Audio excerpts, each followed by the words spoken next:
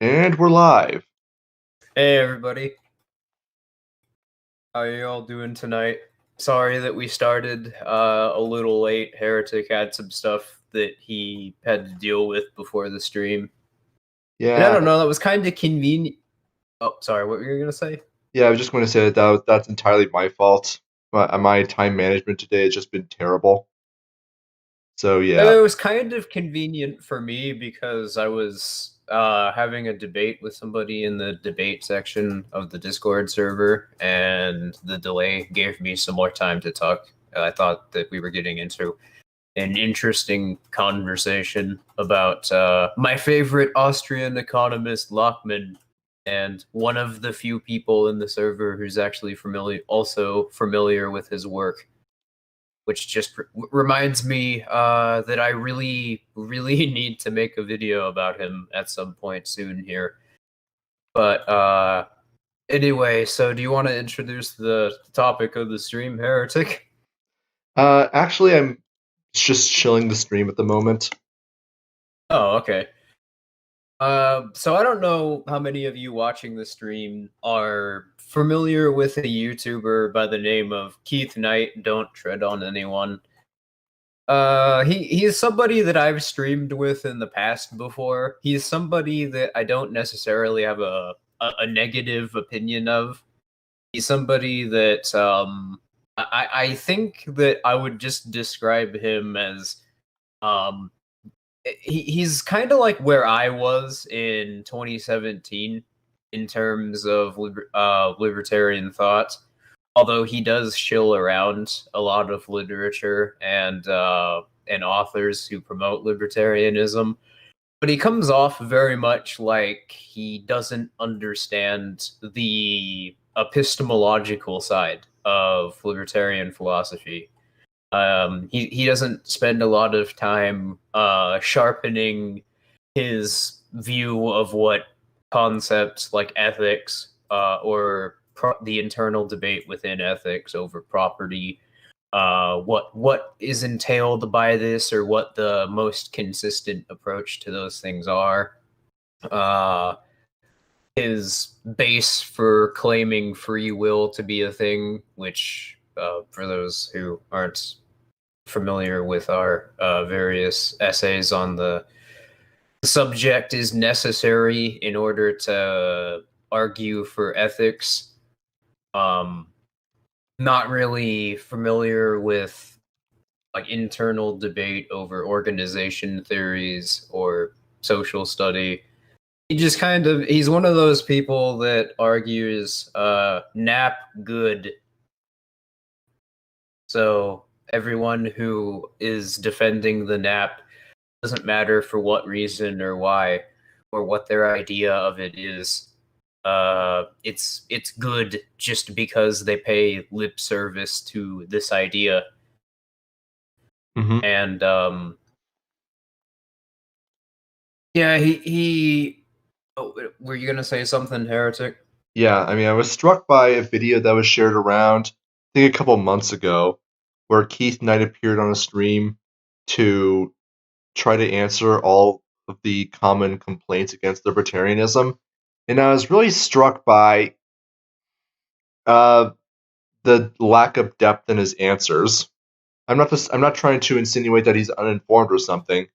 It's just that the way he answered these questions is fairly bare bones and doesn't really go into the why or the how the state operates the way it does, the way its incentives are structured specifically to create the result that it does. That because it is actively engaged in evil, it will only ever produce bad results. Any sort of Or any sort of epistemological or like just any logical in general explanation for why the state is operated and structured the way it does. Everything is just sort of like the question was posed, well, what about the roads? And there was plenty of opportunity to go into that. Now, of course, the person presenting this question is, of course, a fellow libertarian, and the whole point is just to give answers to these questions. But you have quite a large amount of leeway to go into the historical state of the roads, especially in the United States, where previously Can't we? roads were once provided by private organizations and even mutual aid groups because they were because groups are determined that they were necessary. But then what happened around the 40s and the 50s is that in ramping up the Cold War, the United States government began to monopolize roadways and built them with the sole purpose and function of being able to move troops and equipment in the event of a Soviet invasion rather than even operating on something that could remotely be considered the basis of what people in an economy actually wanted. And as a result, you had an overabundance of roads, which ended up just becoming indirectly a giant subsidy to the automobile industry, resulting in what we now know as the car culture, to say nothing of the absolutely abysmal state of the roads today because of the state's inability to manage its own resources. And that's not even getting into the ethical problems of the state monopolizing roads in general. None of that Keith Knight gets into. And I'm not saying like he's dumb, wrong, bad, or anything because he didn't get into this, but it strikes me as every time he talks, it just feels like a whole bunch of missed opportunities. It's like that movie that could have been good if they just made this one little change, but for some reason they didn't make it past the first draft. And just to clarify, I don't particularly I don't particularly have a low opinion of Keith Knight because he's as much a news commentator as he is somebody who talks about philosophy. And I'd say that on YouTube he's one of the better news commentators. I think I mentioned previously that he regularly appears as a guest on the Corbett Report with James Corbett, who I would currently consider to be the best journalist, hands down. But and when he's doing that, when he's talking about these subjects, there's nothing wrong at all with his content. His content's pretty great. The narratives he might be promoting may not be entirely accurate, but overall, there's not really much to criticize out of that catalog of videos. But but yeah, when he gets into philosophy, it's not necessarily just that he has a very cookie cutter understanding of libertarianism with very little, if not any, substance whatsoever. It's that he also like promotes some pretty yikesy takes because of this, and that's sort of the area that a lot of people, I think, who are introduced to libertarianism through a political bend or political means find themselves, where they see somebody like Hoppe, for instance, promoting property, and they just say, "Oh, well, this guy is arguing positively for a theory of property. Therefore, his work is great. His work complements my views." Yeah. I mean, you said it yourself earlier that he kind of was where you were in 2017. And I imagine it's very much the same way with me. Granted, I'm probably not as familiar with Keith Knight as you are. However, yeah, you do see some very, I don't know what the proper term is, but I mean, we're not trying to, dump on Keith Knight if he happens to watch this stream. We're not trying to like say he's terrible, bad, or anything, or that you shouldn't even check out his content. By all means, do so and come to your own conclusions. It's just that if he does watch this stream, I just want to emphasize that there is room for improvement in terms of your presentation and the basis of your knowledge. These are all completely solvable problems, and we'll be more than happy to have conversations with you to help you figure out if there is anything even wrong at all, as well as some material that we believe is in your best interests to see to improve both the quality of your presentation and the quality of your content in terms of its I was substance. I was just about to add, yeah, Keith, if you're interested in challenging anything that we've said here or talking with us about it, feel free to just send us either a message on Discord or email me, because you have my email address. In fact, that's how we set up our stream together, and we could maybe do a show. Have you on the back alley. Yeah, that'd be good. But Yeah, the invitation is open, so that's essentially, unless we say otherwise, that's the case for anybody that we talk about, just for the record. But it'll probably be worth mentioning this in several times in the future, simply because people are going to hear what we're saying, people saying that, or they're going to hear us offering criticism of someone's content and just assume that we're coming at them with some hostile intent. We No, obviously not at aren't. all.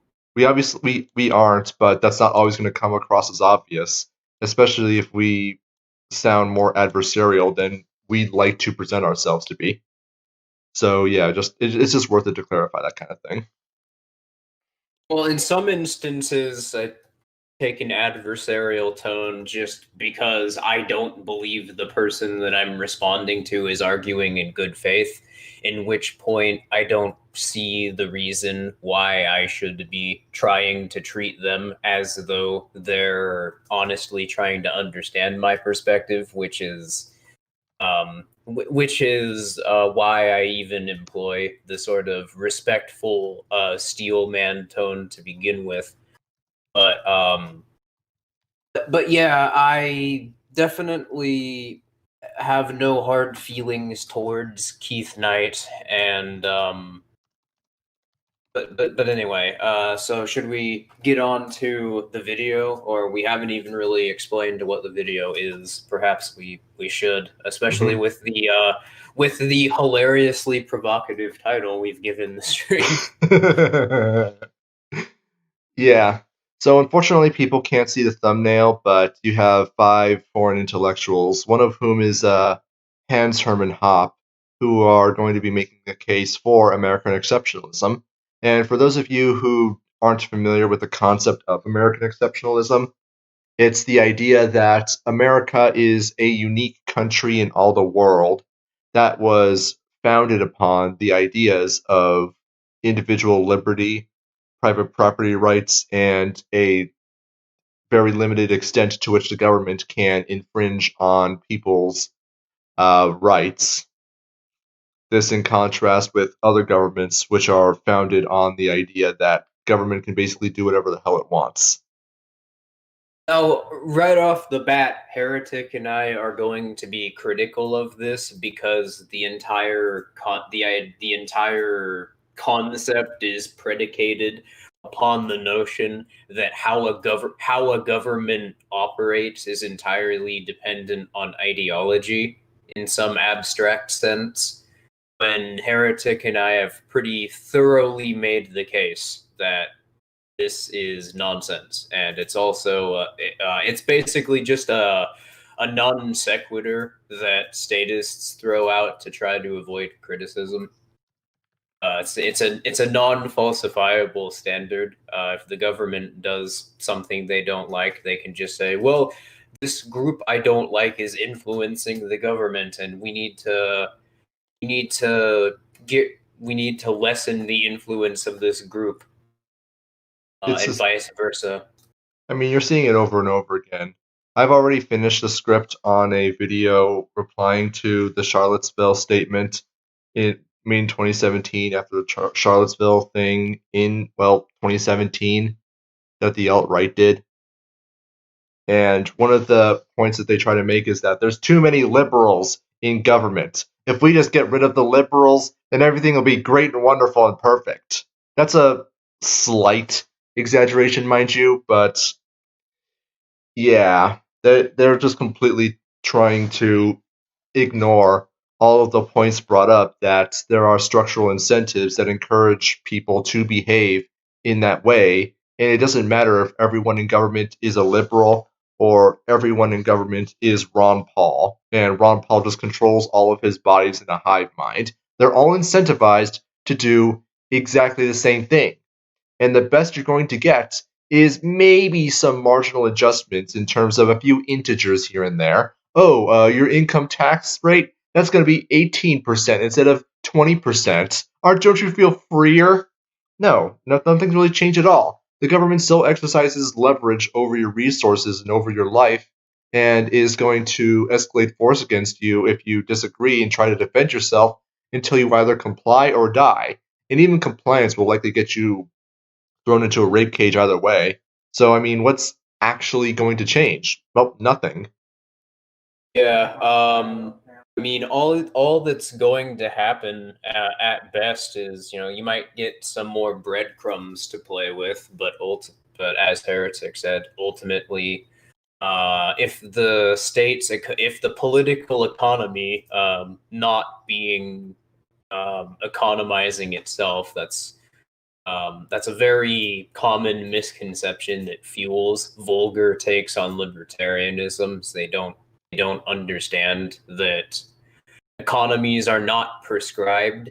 Well, they on paper they would understand that, but when they're actually talking about politics, because they don't understand anti-politics, that's something that they don't really consider. But yeah, since you might have a few more breadcrumbs to play with, but because the government still has total leverage over all of your resources, and it's just as, if not more, empowered by that. Um, that's ultimately the reason that the government ever lowers tax rates, is just to empower itself, Mm-hmm. because of the government. The political economy needs to run on efficiency mode for the time being. There That's is. but that's Sorry, I was not just going to. more. Okay, what were you gonna say? Yeah, I was just going to remark that they have a theory. They have a theory that originates from a Chicago school, I believe, called the Laffer curve, which is just an observation that if if the government lowers tax rates, then the resulting increase in private sector economic activity results in a net increase in tax revenue.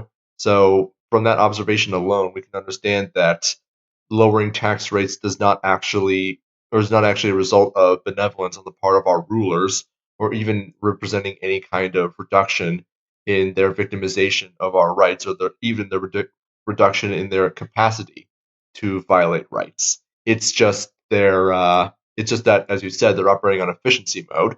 All these conservatives and the whole Chicago School of Economics is just if it being people being efficiency experts for the state. And by And the way, this is a side note. Albedo pointed out something I think is worth commenting on.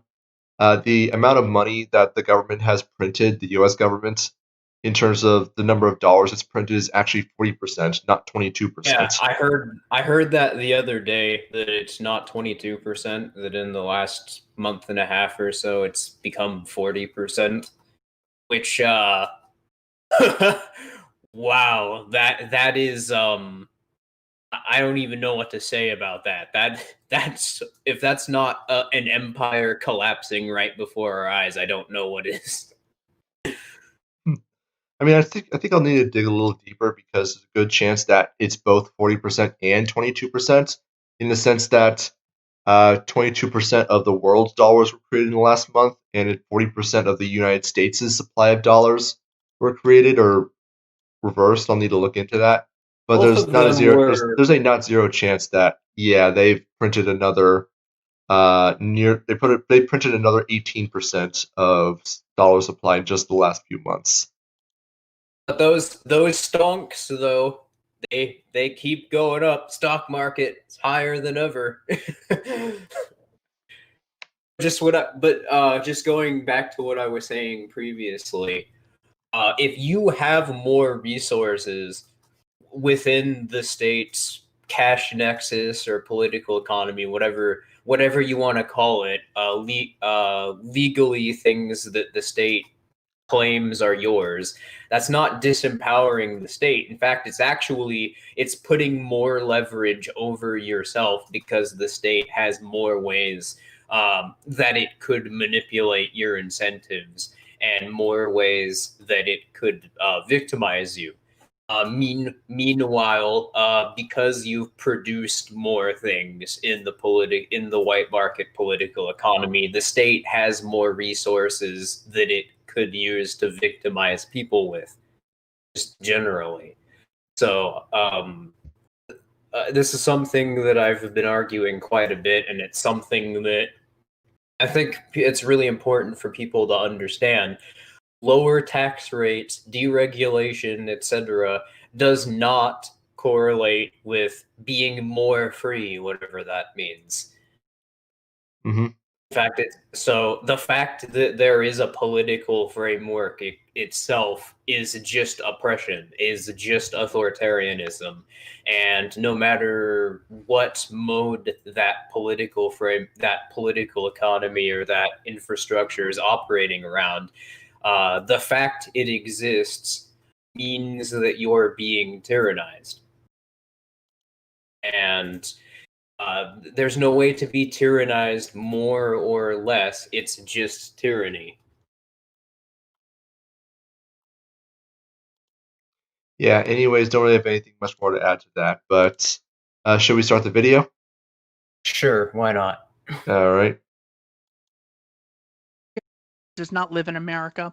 If you see anything unique about America, mainly referring to the founding documents like the Declaration of Independence saying we hold truths to be self-evident, truth is objective, all are created equal, endowed by a creator, rights to life, liberty, the pursuit of happiness, the right to abolish government, freedom of speech, the right to bear arms.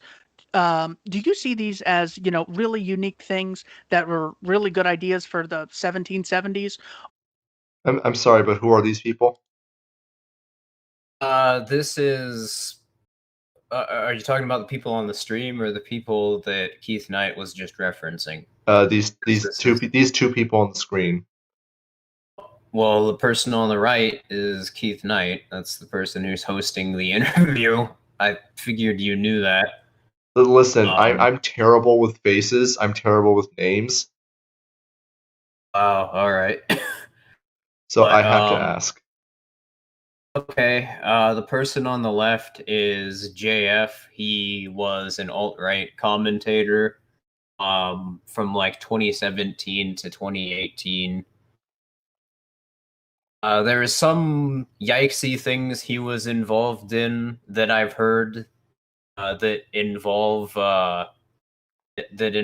grooming gangs. I'm not entirely sure. I don't really know the whole story behind that. If someone wants, I'm definitely, don't quote me on that because I'm not entirely sure about any sort of drama or baggage that might surround him.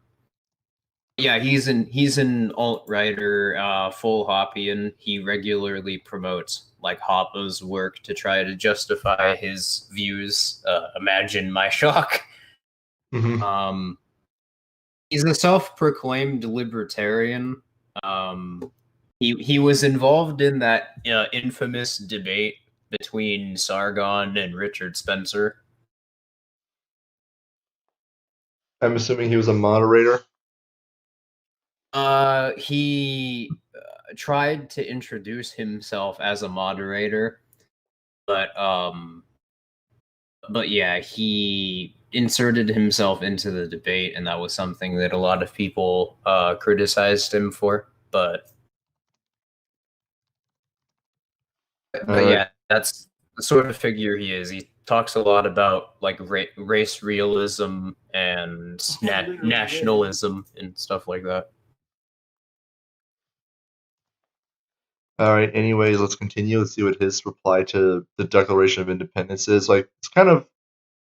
Am I the only one that noticed that he kind of blurred the Declaration of Independence and the Constitution into into referencing a single thing? Because he kind of conflated the two. I'm referring to Keith Knight. Anyways, continuing. Or do you think it's just a bunch of nationalist nonsense that we'd buy into if we were born in Bangladesh? No, it's those are very unique features, and that's the reason I have a flag of America in the back of my studio. That's not an American they're flag. really not. Yeah. I don't know what he's talking about, but the flag being displayed on his computer monitor there. I don't think that it needs to be said, but that's not an American flag. Well, Anyway, according to Rachel Slur, that's the Royal French monarchist symbol. So, I mean, I guess it's associated with the French monarchy. So, suffice to say, not only is that kind of expected for someone who went full Hoppian, but I mean, maybe there's an American flag, but it's out of frame. Not sure if JF started off as like a thin boy libertarian, or he was an alt-righter who started appealing to Hoppe's ideas first. But I think that would be a fair way to characterize him. Nonetheless, his only basis for considering himself a libertarian is that he is a proponent of Hoppianism. That doesn't make you a libertarian though. That makes you a Marxist. We've shown that to be uncontroversially true, but it still amuses me to say that even to this day because of how virulently anti-com Marxist I mean Hoppians proclaim themselves to be. Well, the only reason that they're so violently against Marxists is because they don't like looking in the mirror. Anyways, just back to what JF was saying. I suppose that yeah, we should explore that thing that point that you noted a moment ago, that he's conflating the Declaration of Independence and the Bill of Rights, aka the first 10 amendments to the Constitution of the United States, which is yeah, that's, I think, beyond grade school mistake to make. yeah. And as a former constitutionalist, I have to say, like, what the hell is wrong with you? That is a very basic mistake to make.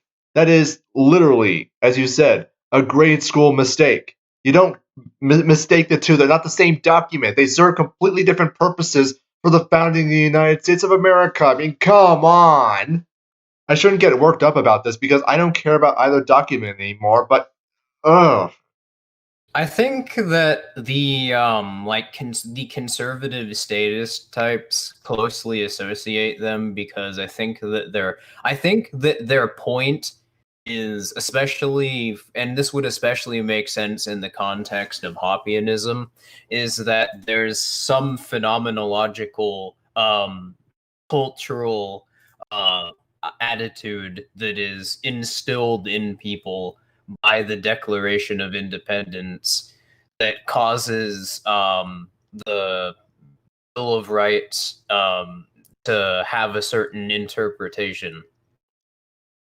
I think just to try to steelman their position, even though it's just objectively absurd, I think that that's the way they would try to characterize it. In which case, that is it's wrong for a couple of reasons. It's mistaken because it assumes that well, we've made this case repeatedly, but that culture is something that exists independently of human interaction, as though culture is something that could be imposed onto society instead of culture existing because the society existed and there was a certain environment to that society that sort of led to certain norms and attitudes emerging. But yeah, the other issue, so, you know, its premise is flawed because it contains unjustifiable assumptions. This gets into, a lot of people would cite no treason to be the definitive criticism of constitutions and social contract theory. The series of essays by Lysander Spooner I'm referring to, of course. But I think that there's a second one a lot more people could probably stand to read, and that is The Myth of the Rule of Law by John Hasnas. And essentially, the argument that Hasnas promotes is to apply the concept of the death of the author to constitutional, legal positivist interpretation of law, so to speak. In other words, concepts being referenced by a constitution, by an organization claiming a monopoly on law, it's trying to impose that onto society.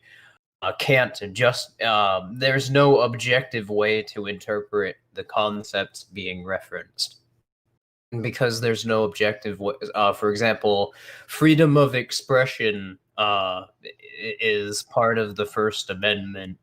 It's not entirely clear what freedom of expression entails. It's actually even now it's a hotly disputed concept. Mm-hmm. I mean, I'm pretty sure you're familiar. I'm pretty sure you're familiar, at least passingly, with the debate that people have about how the Second Amendment to the United States Constitution is worded, and whether or not a comma constitutes a completely different meaning, whether or not the term militia has any relevance to what was written, or even if it matters at all. Oh yeah, that's one of the most mainstream debates in American politics. In fact, it's kind of laughable that anybody would even argue that the Constitution has an objective interpretation. That's the reason that judges have to exist, and that's the reason why on the Supreme Court judges disagree with one another. Mm-hmm. Anyways, let's go ahead and continue because JS is not really saying anything right now. It's not that I'm American. I'm terrible with names, remember. So I'm going to be screwing up on this constantly. All right. My studio. It's not that I'm American. It's that I totally identify with this culture of thinking that America is exceptional. And I think the things you listed, there's some meaningless in there, like everyone created equal. I think it's being misinterpreted by the left in modern times. But certainly this idea of the First Amendment, free speech, and the Second Amendment, freedom to bear arms, those are the unique aspects of America that are not quite reproduced anywhere else, although you will have people arguing that there are equivalents, but the reality is the way they are framed in America and the way they are applied by the Supreme Court are quite unique. And yes, they do we need to dig up the North Korean constitution? Yes, I think that you could look it up, but for those who aren't aware, the DPRK is a constitutional republic officially, and its constitution guarantees the rights to a fair trial, freedom of association, freedom of speech, freedom of religion. Okay, here it is. It's very similar to the U.S. Constitution, actually. All right, here it is, and I'm just going off of what's on Wikipedia. In Chapter 5, Article 65, I think. Citizens have the right to elect and be elected. Article 66, freedom of speech, the press, assembly, demonstration, and association. Article 67, freedom of religious belief. Article 68, the right to submit complaints and petitions. And it goes into other stuff, right to work, right to relaxation, right to free medical care, right to education, freedom in scientific, literary, and artistic pursuits, freedom of residence and travel, and a whole bunch of other stuff. But it's like, yeah, in their constitution, the Democratic People's Republic of Korea does have freedom of speech. Now, I know that JF is going to remark that it's uniquely applied in the Supreme Court, but all that really, in the Supreme Court of the United States, to be more specific.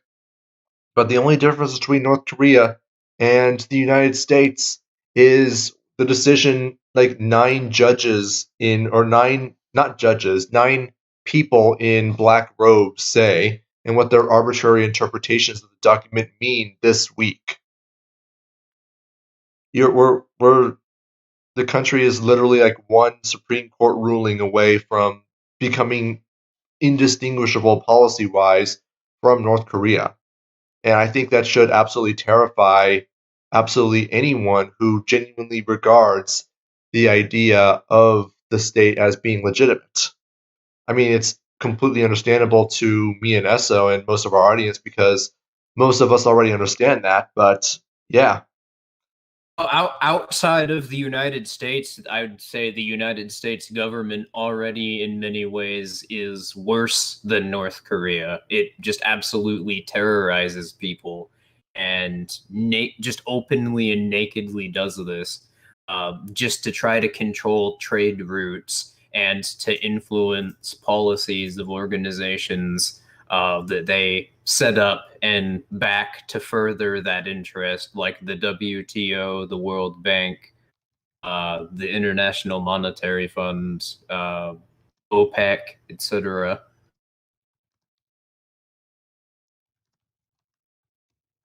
Yeah, I could go on, but I mean, yeah, there are like it's difficult to look at differences in the law in between the United States and the North Korean government, and also it's different in function to look at differences between North Korea and the U.S. government.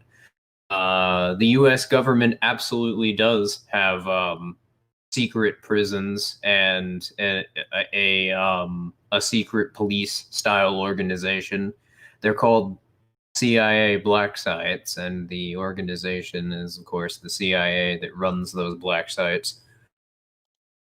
And of course, there's the territory I covered already, where hundreds of thousands of people on a pretty much a yearly basis at this point are even if they're not suspected by the US government of being combatants, which, you know, that's a questionable standard itself.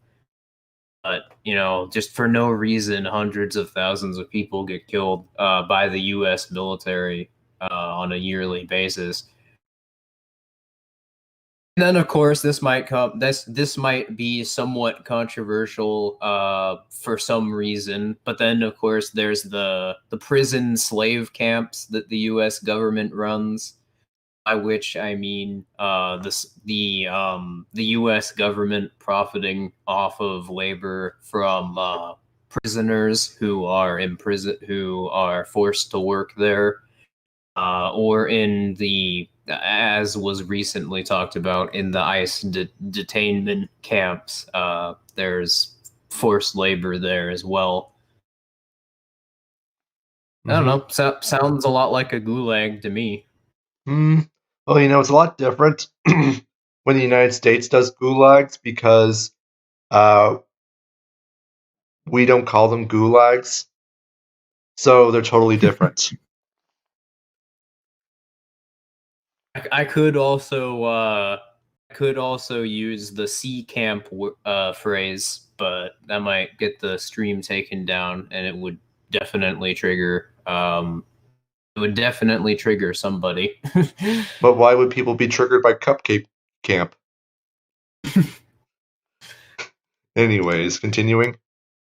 They are the ingredients of success of America, but America has also left some holes in its armors, and these holes are currently being exploited by the rise of leftism And the thing is, although you have guaranteed these liberties, all of the liberties you have forgotten about are all the liberties that are now subject to the overtake of communists. So parental liberty wasn't mentioned in the Constitution, and it causes big problems in family. Now, there is actually something I do want to remark about, and that is that he's kind of excuse me, I got something in my throat. He's got something. He's touching on something that I think is actually kind of important, but not in the way he imagines. In that he thinks that the problems in society, insofar as they exist today, ultimately comes down to leftists, whatever that means and whatever those are, exploiting certain loopholes in the system. Now, Whatever that means. yeah, it's very. What makes it very interesting is that he is touching upon a useful observation in regards to why democracy as a concept just simply does not work. Because all that really happens is that you personally get people involved into the political process, and people begin to see the only means by which they can achieve their ends is through politics. And since politics is violence, they're naturally going to look to the government as the only means by which, well, as I said already, they can achieve their ends. Or policy plans as being synonymous with their ends. But just what I was going to say is it would be better to characterize that as a certain way that you could interpret JF's statement there, because something that you'll notice if you actually examine that statement critically is that it's almost completely meaningless. What are these loopholes? How does it have loopholes? What does it mean to exploit these loopholes? Who are leftists?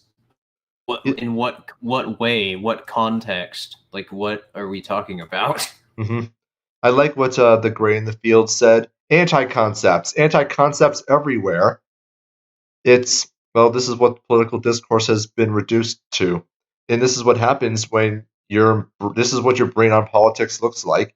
You throw out a whole bunch of meaningless platitudes and useless labels about people that you don't even understand, whose ideas you can't even comprehend, just to try to justify to yourself this raging distaste that you feel towards their marginal preferences, and that somehow this belief that their marginal preferences can only come about at the expense of your own, which under democracy or any other form of statism is absolutely the case. But I mean, that's more of a problem of statism rather than any sort of indication on so-called leftists. Which even then, I mean, I think me and Esso have both explained the problem of using terms like leftism, rightism, centrism, and just using anything that appeals to the political spectrum. Because any set of ideas or principles that you could ever attribute to quote unquote leftism, I could easily attribute to rightism or centrism equally as easily, because these terms don't have any parameters. They have no prescriptive power. They are completely worthless and can only have power insofar as the person you're trying to have a conversation with is in complete and total agreement with your personal definition of what leftism entails. Otherwise, all that's left is for people to insert their own personal ideas for what leftism means and what it entails, and the result is you'll get confusion. I mean, I can easily imagine someone who is in complete agreement with this guy on absolutely everything, but for one reason or another considers them to be quote-unquote leftist ideas, and he's going to regard this with absolute confusion, if not outright hostility. What? I mean, I don't know.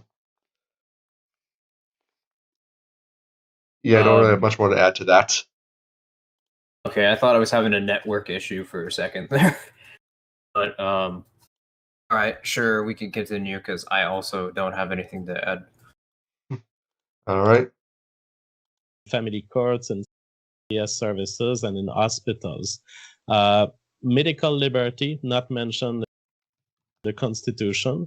And now what do we have? A rise of forced vaccination, or at least highly vaccination. So although the Fourth Amendment is typically recognized as limiting the state's ability to do it, still there are some rises. And also the third liberty that wasn't protected is size of government, just overall. And so you have a government that's growing. It's not involving, it's not impeding on your liberty to speak, but... All right, there's two problems here. First off, he's doing an appeal to the size of government, which I think we've talked about this quite a bit in the past. How ludicrous the idea that a government can somehow be large or small. Or that its scale is somehow indicative of how abusive that it is. Both of those are incoherent. They rely on a comparison to another government, and they're not even internally clear on. There's not even a clear explanation internally of why there would supposedly be a link between those things. Yeah, there's the other 2 points, the so-called rights that the U.S. government, quote unquote, forgot to protect. Medical liberty is the term that he used. Correct me if I'm wrong, but well, I guess it would depend on what he means by that. That could be interpreted, at least in the way that he described it, to be a pretext for arguing for Medicare for all, universal healthcare programs, and that's not very libertarian. Oh, yes, it is. It's extremely libertarian. You know it is because you just have to say it's libertarian. Yeah, it's the government suppressing other people who are providing healthcare, making it so only a handful of politically connected oligopoly firms can provide products. They're definitely not going to be more dangerous because of that. They're also definitely not going to. They're definitely not going to have to be rationed. They're definitely not going to leave a lot of people without being able to actually get healthcare. As for parental liberty, good lord, that has some very scary implications. Well, what I'm interested in now is how he remarks how the United States apparently still protects free speech, which, when has it protected free speech ever? I mean, sure, you could probably find a few anecdotal cases here and there, but the very fact that you have a government in the first place entails a capacity by which free speech can be infringed. But if we are going into the weeds here and just going into a couple marginal anecdotal examples, I'm absolutely certain that you can find people who either have their free speech rights impeded repeatedly and regularly, but also people who, if they were to exercise their free speech, are not free to do so. I mean, just think about all the examples of compelled speech. I know, for one thing, what is it? People who are on the sex offenders registry. I know people are not going to be sympathetic to sex offenders, but they are. Not. But they are compelled by the state to disclose their previous actions to people around them and to people that they would otherwise associate with as neighbors. And as I'm sure you can imagine, that does not entail free speech whatsoever. Granted, what they did is absolutely terrible, but you're still operating in the realm where you're preventing someone from being able to exercise free speech whatsoever. To say nothing of, I'm pretty sure that there are people in the United States who do get police visits, much like in the UK, if they say something on Twitter or Facebook, because they're dumb enough to still be on Twitter or Facebook, and they say a particularly spicy take. Oh, that's what happened to Duncan Lemp. Yeah, red flag warrants, so called. Mm-hmm. Even aside from that, yeah, just trying to freely associate with people can get you locked up virtually without a trial. In the case of Ross Ulbricht, it can get you shot by police.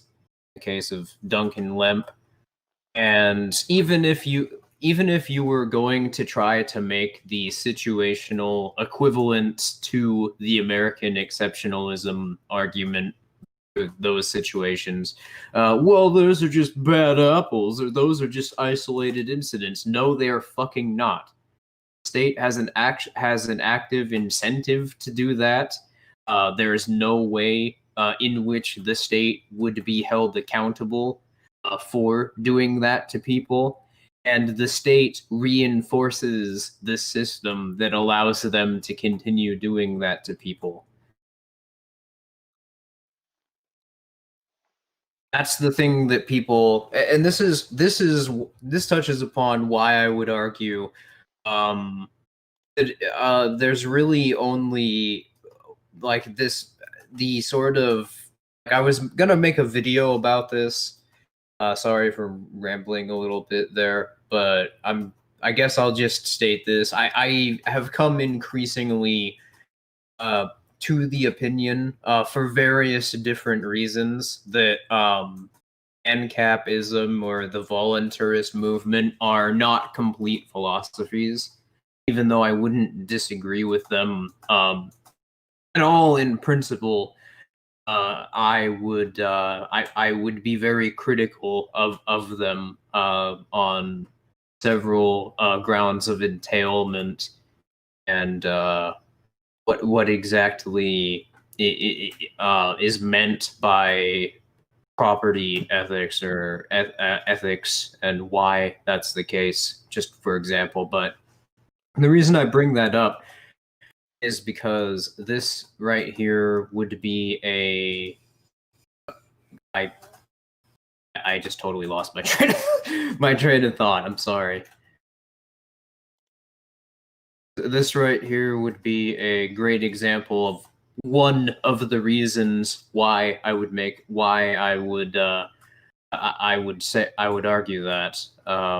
What were we talking about before I started this? I'm sorry. We were talking about free speech and how JF said that the United States protects free speech, which, as I said earlier, it doesn't really make any sense at all.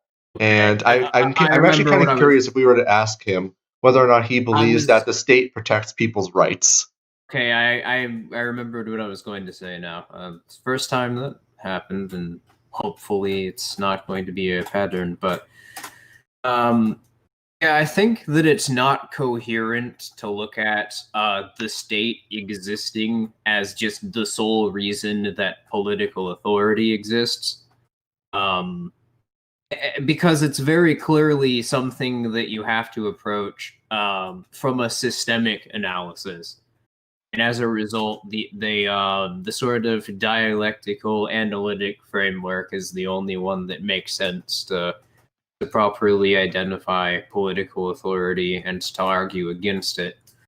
And you begin to run into some problems if you approach from the deontological framework of political authority just being something the state possesses, and it possesses that in a vacuum.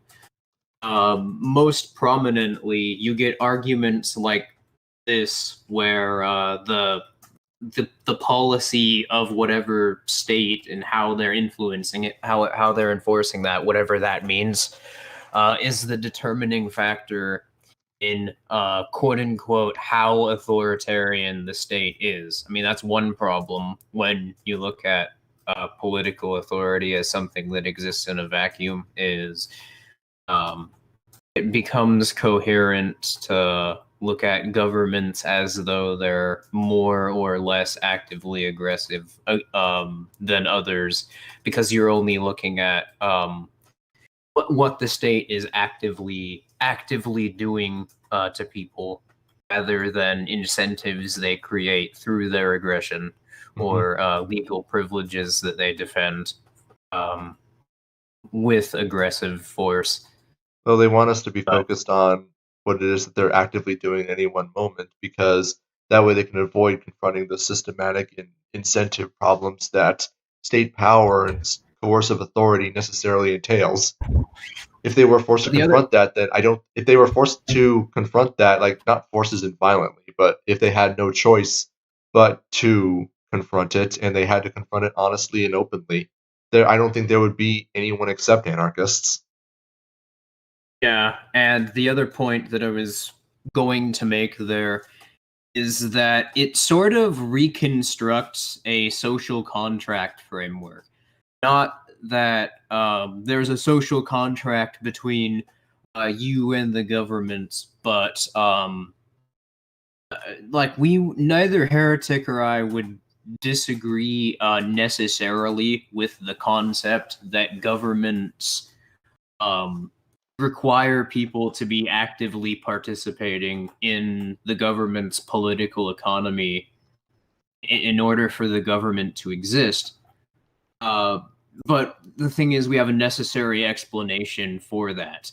We can explain why that is, and it doesn't rely on some unfalsifiable standard like people consenting to the government. That's something that you hear a lot from deontological libertarians. And that sounds to me like social contract theory without the social contract, which is just bizarre.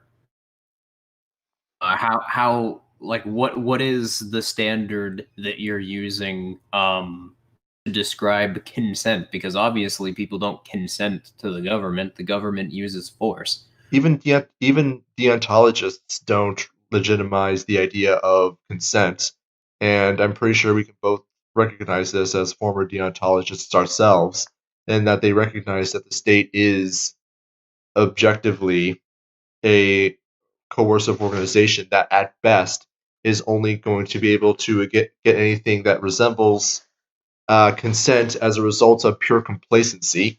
The idea of implied consent, which is just that because people have a time preference, or people have a shorter / a higher time preference than will be required to overthrow the state, then they don't actively overthrow the state. Therefore, they're somehow consenting to be ruled over by the state, even though such terms and conditions were never presented to them formally. Even if they were, even if they were, like, I can guarantee you, no sane person would ever sign such an agreement. But it doesn't really matter, because these quote unquote agreements and this social contract thing can only be applied unilaterally. And that's what I was getting to. You're not going to hear deontologists are literally proposing the idea that there's a social contract. Obviously, that's not what I'm saying, and I stated explicitly otherwise. It's just that they make this argument, and the reasoning behind it fundamentally is that, take the example of the United States, but you could say this about pretty much any government in the world. Territory that they're claiming dominion over has tens of millions, if not hundreds of millions, and in some cases billions of people living in that territory. And obviously, if even a small percent of those people decided that they weren't going to, if even a small percent of those people decided they were going to act outside of the political economy, the government would seriously destabilize the government. And that's a sizable enough amount of people that the government would not simply be able to outmight them. And so that's the point that they're making, and that's not something, obviously, because I described it within the framework of counter-economizing, I necessarily disagree with. But because deontology ignores entailment altogether, doesn't treat entailment like it matters what informs a certain concept. Like, it doesn't matter what your idea of property is if you're, conveying the idea of property and you're making an argument for property. It's the same argument as any other argument for property, as long as it comes to the same conclusion. That's the deontological framework. It occurs to me that. Oh, sorry. Just what I was going to say is the problem with that, though, is it's not entirely clear what's meant by people consenting to the government, which causes people like Keith Knight to come along and argue for secessionism, political means as a way to try to achieve that end, or non-participation, aka going around and trying to debate people and convince them through debate that political authority is big gay, and that's going to disempower political authority somehow.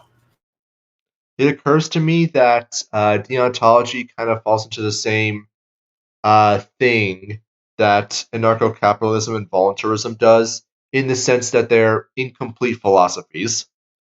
That's exactly what I think about it. It's not that there's anything necessarily wrong with them. I think they're a stepping stone in the right direction.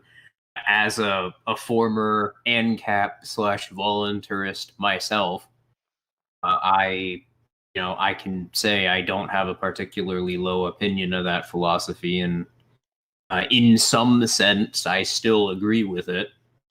But yeah, it's not complete. It doesn't have the fleshed out view of its principles that it needs for the claims that it's making. Mm-hmm. And with this in mind, like, I'm pretty sure you could go to any honest deontologist and have a discussion with them and bring up the idea of entailments. I don't think that very many of them would find that to be disagreeable. The trouble is that a lot of people aren't going to go any further with deontology and are just going to find themselves comfortable at that position, which... Yeah, and that's a big problem, and it's caused specifically by libertarianism being seen as a political position. That is the reason that happens, because people become introduced to the philosophy still operating under the impression that politics is valid, or that there's nothing wrong with political means, even though libertarian philosophy acts as a rebuttal towards them. So that causes people who enter into the libertarian movement to not see issues with people who are arguing incompatible principles with libertarianism, just as long as they reach the conclusion of smaller government, quote unquote, on the grounds that that's the equivalent of government being disempowered. Because they're still operating around that big tent coalition mentality.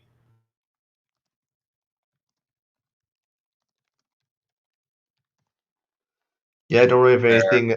I don't really have anything much more to add to that. Let's just hit continue. If Neil Bortz or Sean Hannity call themselves libertarians, even if virtually nothing changes about their belief system or the ideas that they promote, well, then that's a win for libertarianism, guys. That's libertarianism reaching a broader audience.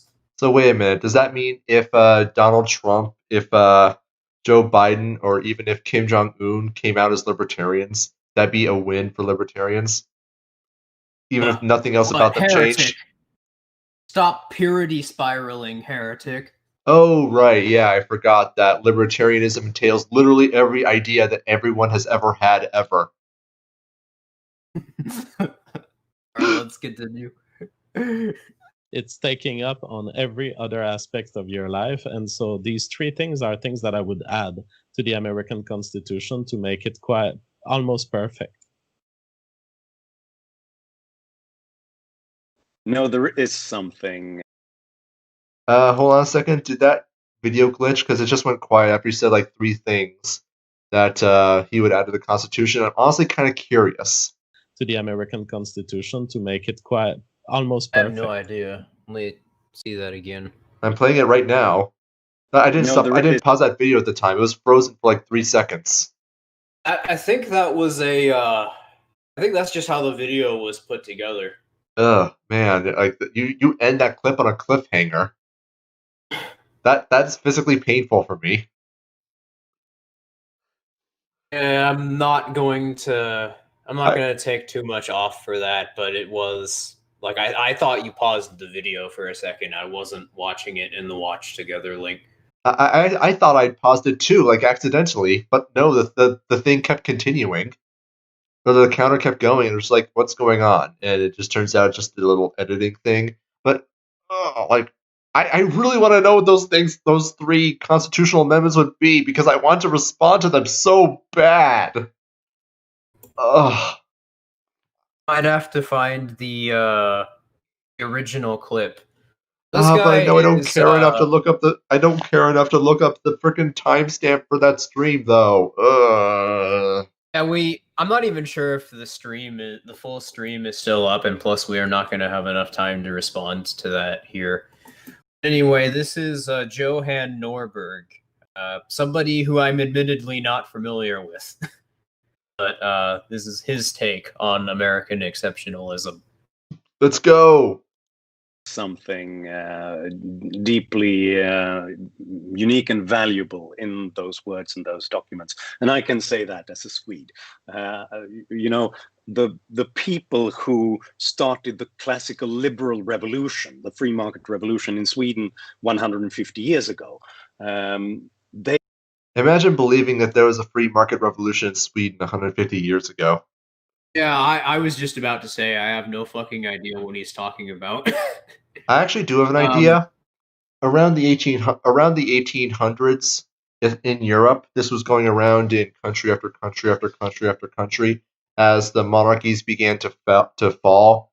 That there was a shift in their political economy towards a more, I don't want to say like laissez-faire, but just a differing understanding for how to order a political economy such that it can generate more revenue for the state. And what they came up with was, well, what we would now know as laissez-faire, Without the guilds, basically.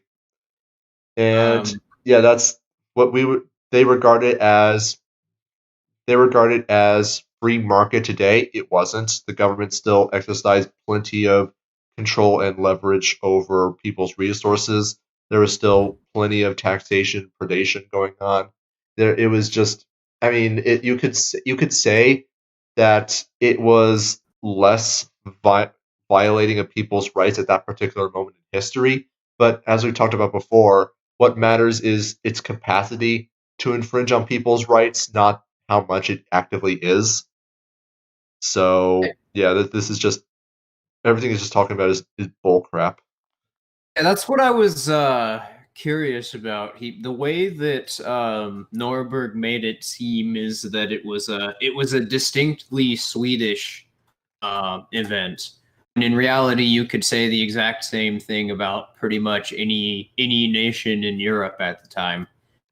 But just what I was going back to is another red flag for me is that he described it as free market classical liberal, which Yeah, you're right. Heretic and I have dedicated a couple of videos to why liberalism and libertarianism are distinct intellectual traditions and why specifically why libertarians should be critical of liberals in the classical sense. But yeah, that was a red flag for me, because liberalism is just the notion that the state should constantly be operating on efficiency expert mode, more or less. Mm-hmm. Well, the way I describe classical liberalism is it's the usurpation of the state the ability to defend people's rights, and if the state claimed for itself the ability to not only the ability but the monopoly on defending people's rights. You're not allowed to defend yourself anymore. Don't worry, the state will do that for you, because the state is great and wonderful and perfect. Anyway, should we continue? Yep. They always talked about the American founders and what an inspiration they were to them, how you can start a country anew based on ideas, not on Blut und Boden or an ethnicity or a religion, but based on freedom and individual ownership to yourself. Lars Johan Hierta, the famous newspaper man who led the classical liberal revolution in Sweden, he had on his office wall a painting of Turnbull, of the signing of the Declaration of Independence, because he thought that that was the most beautiful principles that you can use. So those documents are important, and they are important because they ended, in the longer run, chattel slavery. They were the words used by all the heroes that fought against slavery and all the remnants of the traditional. It wasn't ideas that ended slavery, it was economics. Slavery is obviously unequivocally evil, and we don't really need to get into the ethics of the ethics and the inconsistency that a claim to ownership over another person necessarily entails, because I'm pretty sure most of our audience already understands this. But the reason that slavery ended is, well, as I said already, it's economics. When you have an entire industry that's devoted entirely to the selling and trading of humans, then you have quite a large amount of money invested in that, because the care and maintenance of humans, who, as I'm sure you're aware, have significantly higher living expenses than, say, cattle, can live significantly longer, accrue more, or require more healthcare resources over the time of their lives, and unlike cattle, are a lot more clever when they do make escape attempts. And as such, there is a very high cost associated with them. I think a slave in the antebellum South in modern dollars would be valued at around six figures, if not more so, in modern dollars. It's probably a lot more than that, just to showcase how ridiculously expensive it is.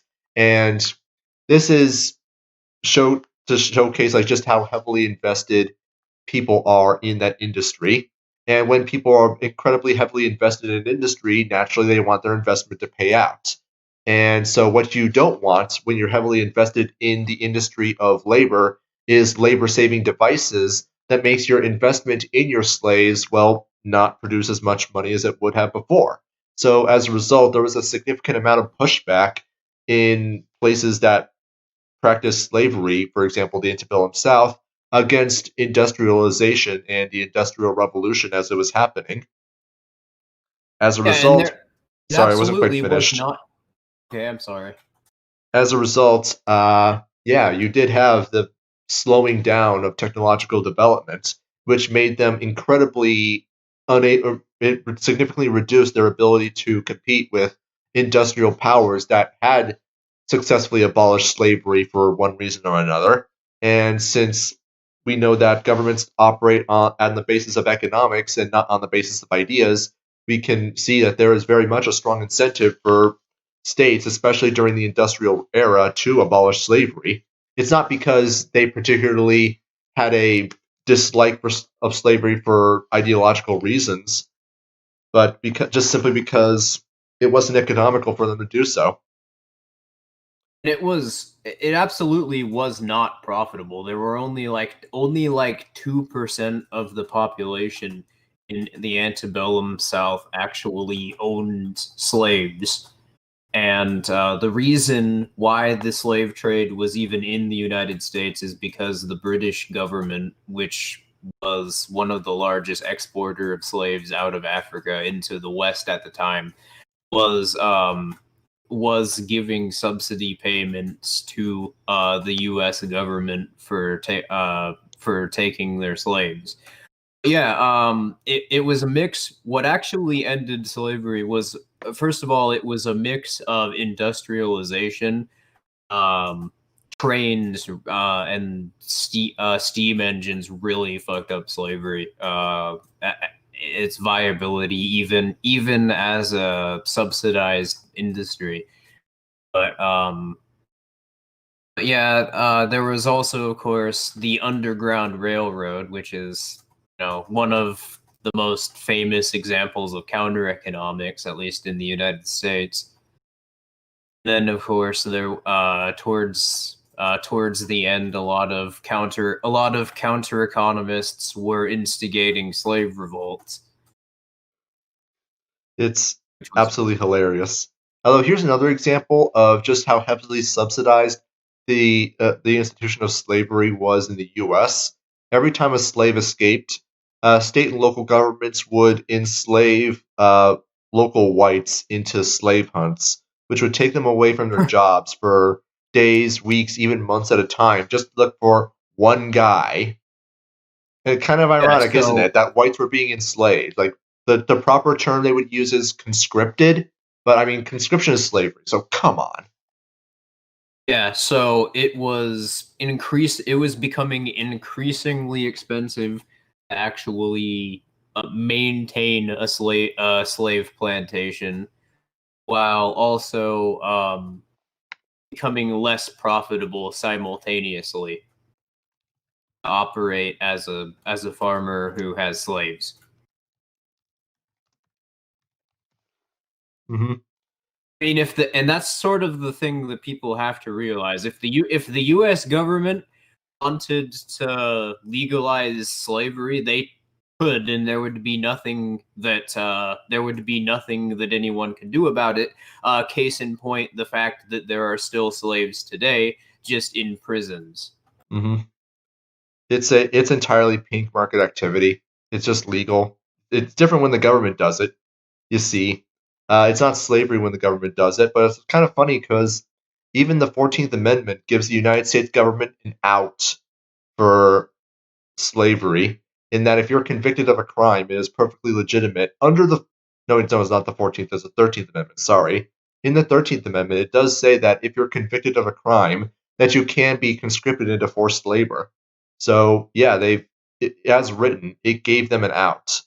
And quite frankly, and even hilariously, like this was something that following the passage of the 13th Amendment and the end of the War of Northern Aggression in the United States, that there were a lot of southern states during Reconstruction that did force freed slaves back into slavery through that exact method.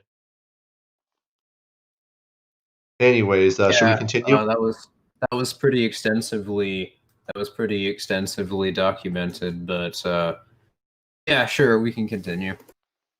World, which was based on slavery and on feudalism, that all men were created equal and they had the right to life, liberty, and the pursuit of happiness. With those words, you couldn't uphold that inconsistency in the long run. Whereas, if you talk about Ahmadinejad and Putin, I mean, countries like Russia and Muslim dictatorships, they've upheld slavery as late as the 20th century.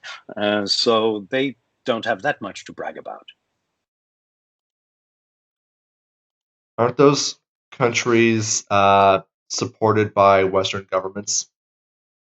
Yeah, they are, and that's what I was going to say about Muslim quote unquote dictatorship. So, but presumably he's referring to Gulf states. Is that a lot of them operate around feudal models, and Russia is. I don't think that they use a feudal model, but I'll get to them in a moment. But with the Gulf states, the reason that they're able to do that is because these trade cartels, which are set up by the U.S. government and the other major governments in the world to benefit their interests, allow them to externalize maintenance costs, which would otherwise make it impossible to sustain a feudal model. As for Russia, well, considering that like half of the nation that their state claims is unoccupied territory, and they simultaneously have to invest costs in trying to control those areas. Yeah, a lot of their resources are going to be invested naturally into aggressive tasks for largely the same reason, if not entirely the same reason as feudal states. And I'm kind of fixated on the idea of Muslim countries and third world countries having differing systems, especially in regards to slavery than the United States. Again, going back to the point that a lot of that is a result of third world countries largely being insulated from the realities of economics that would have otherwise abolished that kind of shenanigan a long time ago, because they receive millions, even billions in foreign aid that goes directly into the government, which allows them to maintain their political economy, which allows them to maintain whatever personal preferences for stupidity that the rulers wish to inflict on their population at any one given period of time, which otherwise would have been gotten rid of just due to the laws of economics, but are kept in place. More importantly, it showcases one of the points that we've talked about before, which because that these countries receive billions in foreign aid through not just direct payments from Western countries, but also through the IMF, the World Bank, that sort of thing, it gives them tremendous leverage to be able to tell them, hey, Libya, knock it off. And if the hypothesis that governments operated ideologically were correct, and the United States, for example, although it could be any other number of Western countries could also do this, if they wished to, for ideological reasons, abolish slavery in any one country that they're giving foreign aid to, they could easily use that as leverage to just tell them to stop inflicting that cruelty. The fact that they don't, only illustrates exactly what we talked about, that they don't give a damn at all about ideology, about ethics, about morality, about anything that you or I or any other decent person would actually care about. The notion that governments are based entirely around ideology, it logically implies the validity of public choice theory and social contract theory of some variety.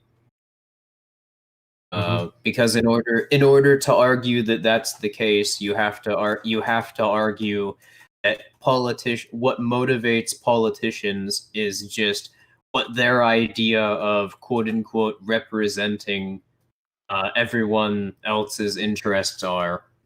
And you also have to operate around the notion, therefore, that there exists some sort of intangible standard of contract, because obviously that would have to mean that there's some sort of leverage held by the non-state actors over the political class.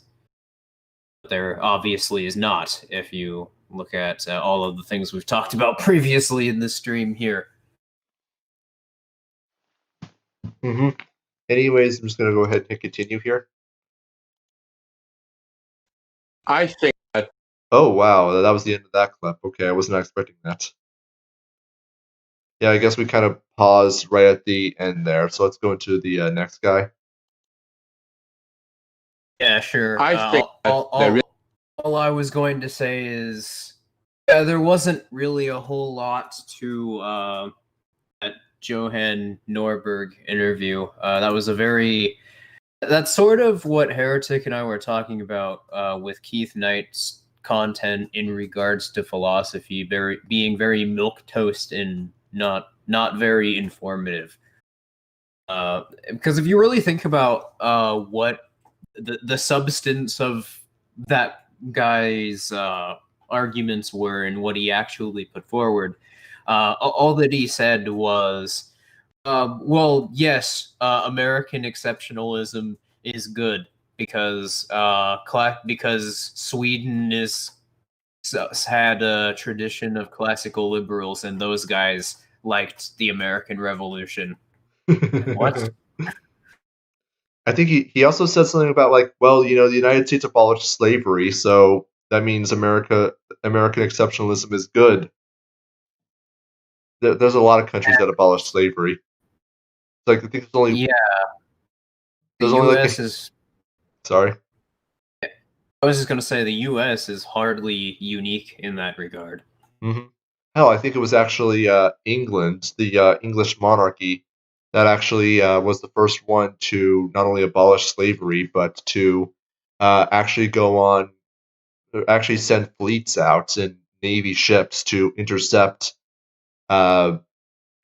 slave ships and free the slaves. Oh, we didn't even mention the slave rings that are run by CPS and other governments equivalents. Oh yeah, like that's God, we found that on complete accident. For anyone who's interested, look up medical kidnapping. But yeah, my point in bringing that up was, I mean, governments today still, at least in the shadows, promote slave trafficking rings, and the reason that they do that is directly tied to how governments obtain resources for themselves. They have a direct incentive to do that. They can't economize and they can't profit by actually doing anything other than parasitically appropriating resources that other people have produced and then distributing those around. So that leaves them with coercion, and that's a very easy market to engineer entirely through political manipulation. That's a pretty open, even though the government publicly, obviously denies that they're doing that. It's very publicly known that it's very easy to find tons of evidence of governments being involved in running sex trafficking rings. Mm-hmm.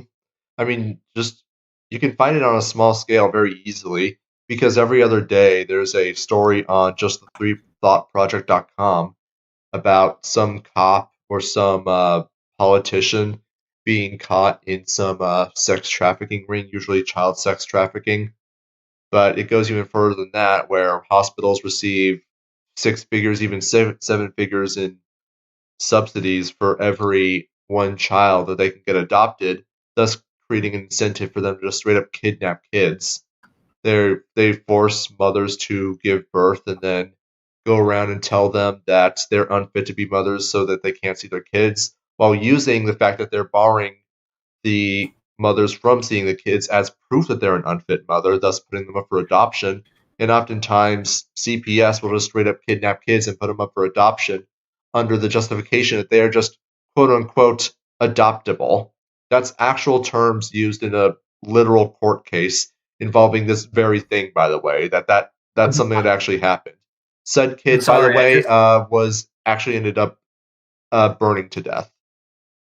I'm not laughing at that. Like you can hear me chuckling. I have to clarify this because that probably looks really bad out of context. But no, just this conversation reminded me of something that we were talking about in voice chat last night. That tweet made by that Pan-African activist on Twitter posting a picture of a bottle of melatonin Oh And- no!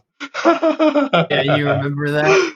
Oh my She god! posted- Let me see if I can find. Can you send it to me again? I can posted, put it up on stream because that was freaking hilarious.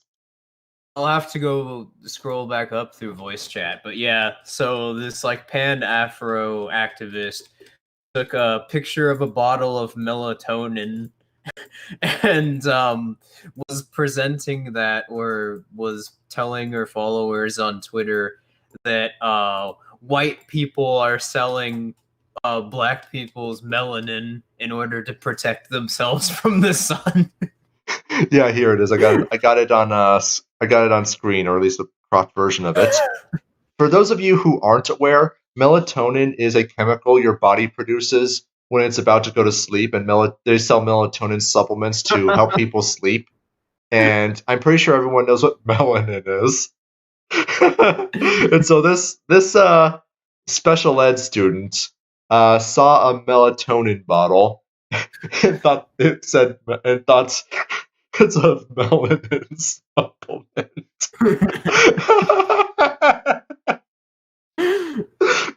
White people are trying to turn themselves black by taking black people's melanin, and they're doing that to protect themselves from the sun because they're dying off. I mean, I know Joe Biden's doing it,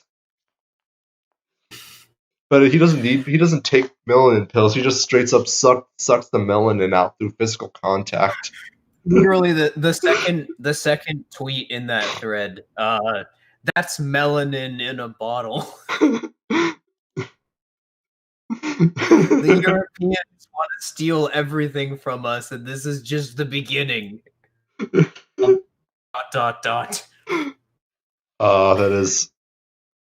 is freaking hilarious. I don't know if it was because we were talking about the slave trade, but yeah, that fucking, it made me think of this, and I thought I had to talk about it, or I had to show it on stream, so that people didn't think I was laughing at CPS trafficking ring stories. Well, that's kind of a mood whiplash, isn't it? We go from the state actively engaged in child sex trafficking as a form of revenue generation to some special ed student thinking that white people are buying melanin supplements. Anyway, should we continue? But by the way, do we know who the guy on the left is? I'm sorry, the guy on the right. This guy is Frank Furedi, an author and professor of sociology at the University of Kent. Again, somebody that I'm not particularly familiar with. So, I don't know what they're going to say or what their perspective is. Well, you know their names, so you know more than I do. Anyways. It's spelled Furedi, and Frank is spelled exactly how you expect it to be spelled. All right, that's good. But I would hate to have I would hate to have to figure out how to spell Frank if it was spelled with 12 letters. Anyways, it starts with a Z, but the Z is silent.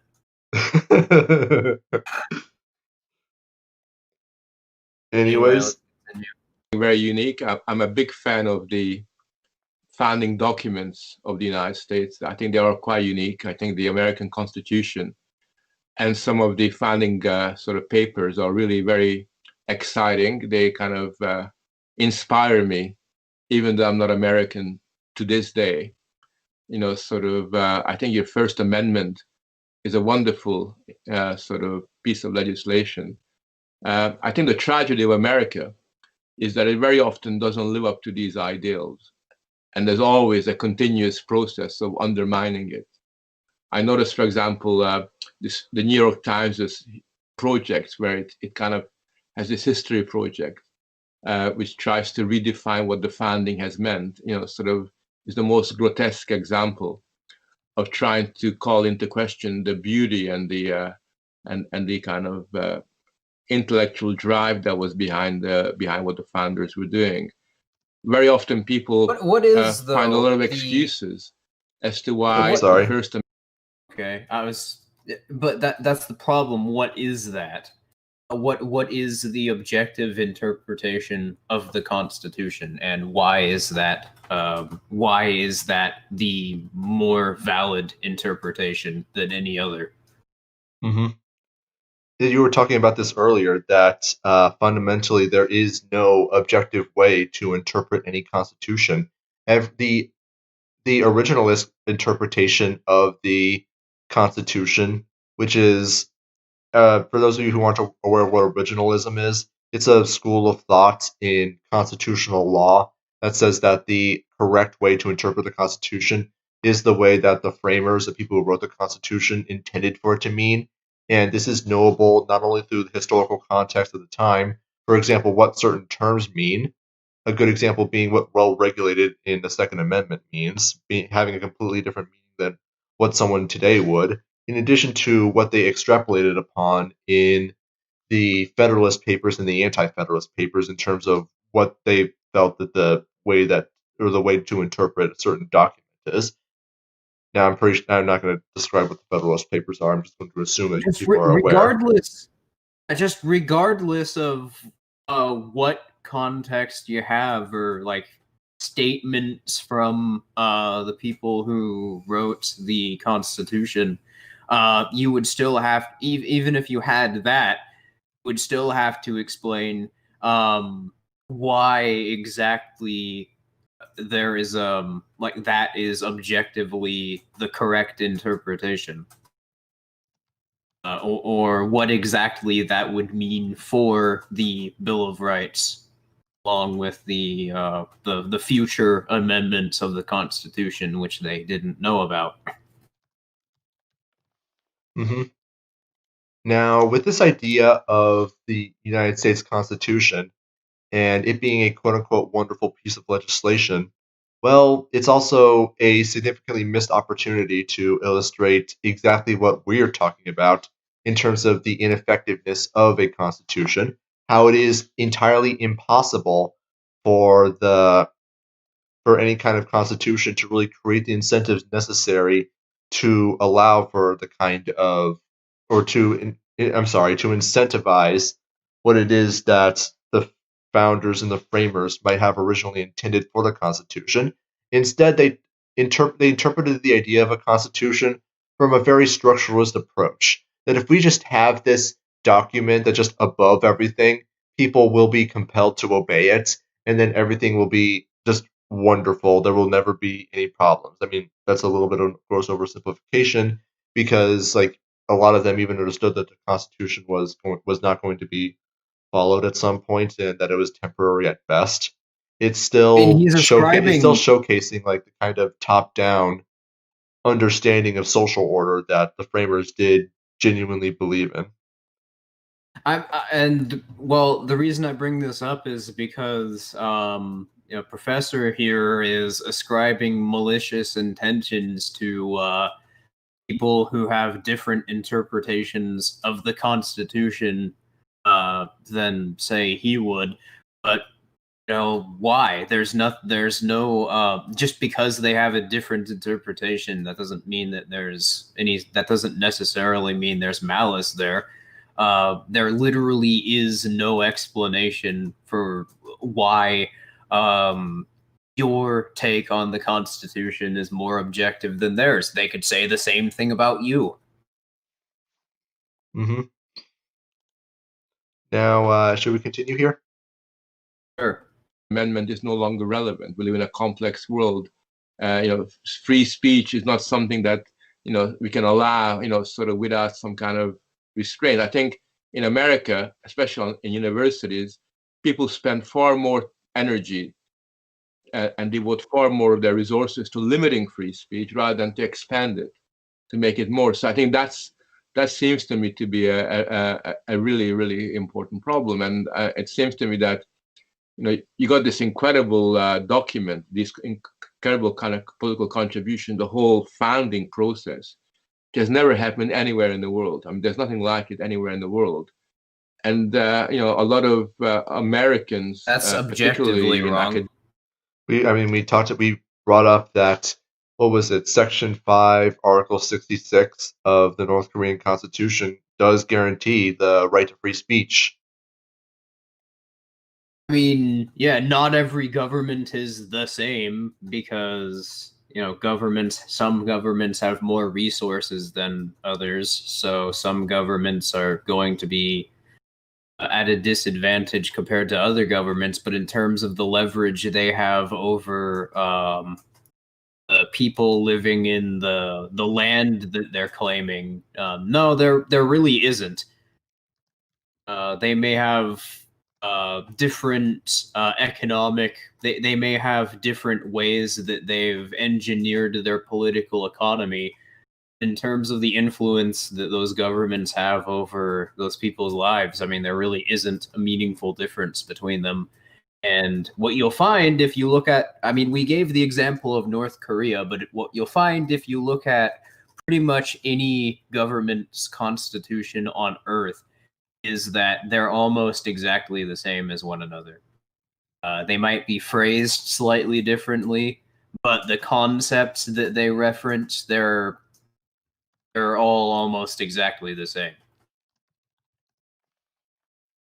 You will be hard pressed to find a government that does not have freedom of expression in its constitution. Mm-hmm. So the idea that it's unique in the United States, really? I mean, can you really say that? Is there any basis to this whatsoever? Or, like, I'm not entirely clear on where the idea of American exceptionalism as an idea originated from, because I am quite certain it's not something that dates back to the original founding of the United States or some original, like, great pride that some Americans had as a result of the work that the founders or the framers did. Because, as I'm sure you're aware, the Constitutional Convention was ridiculously secretive.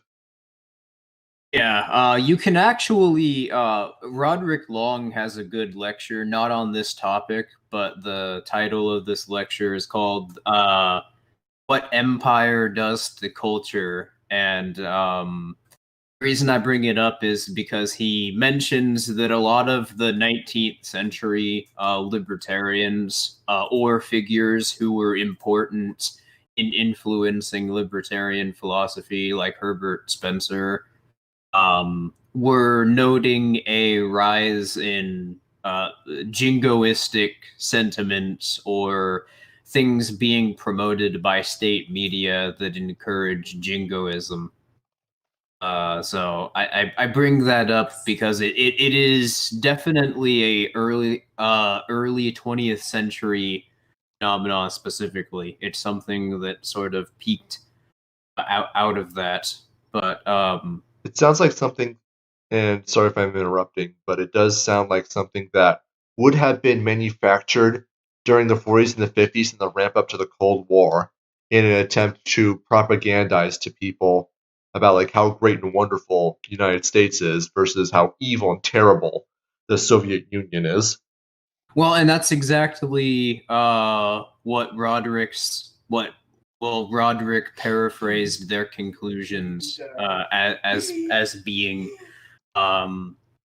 that they were concerned that that was the state getting ready to become more war centric and trying to normalize that to the population.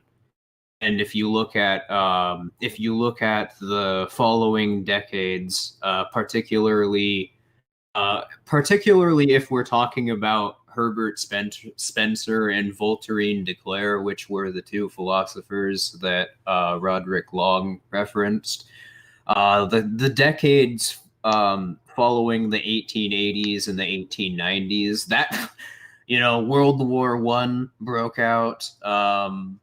Europe was basically in a state of war constantly until like the 50s, and there have been minor conflicts pretty much constantly throughout Europe since the Korean War happened, the Vietnam War, the CIA started instigating coups to manipulate the political economies of less influential states. Fuck, I think when Herbert Spencer and Voltaire de Cleyre wrote that, that would have been right around the time that the Department of War, which was formerly what the CIA called itself, was annexing Panama from Nicaragua in order to create the Panama Canal, which was very,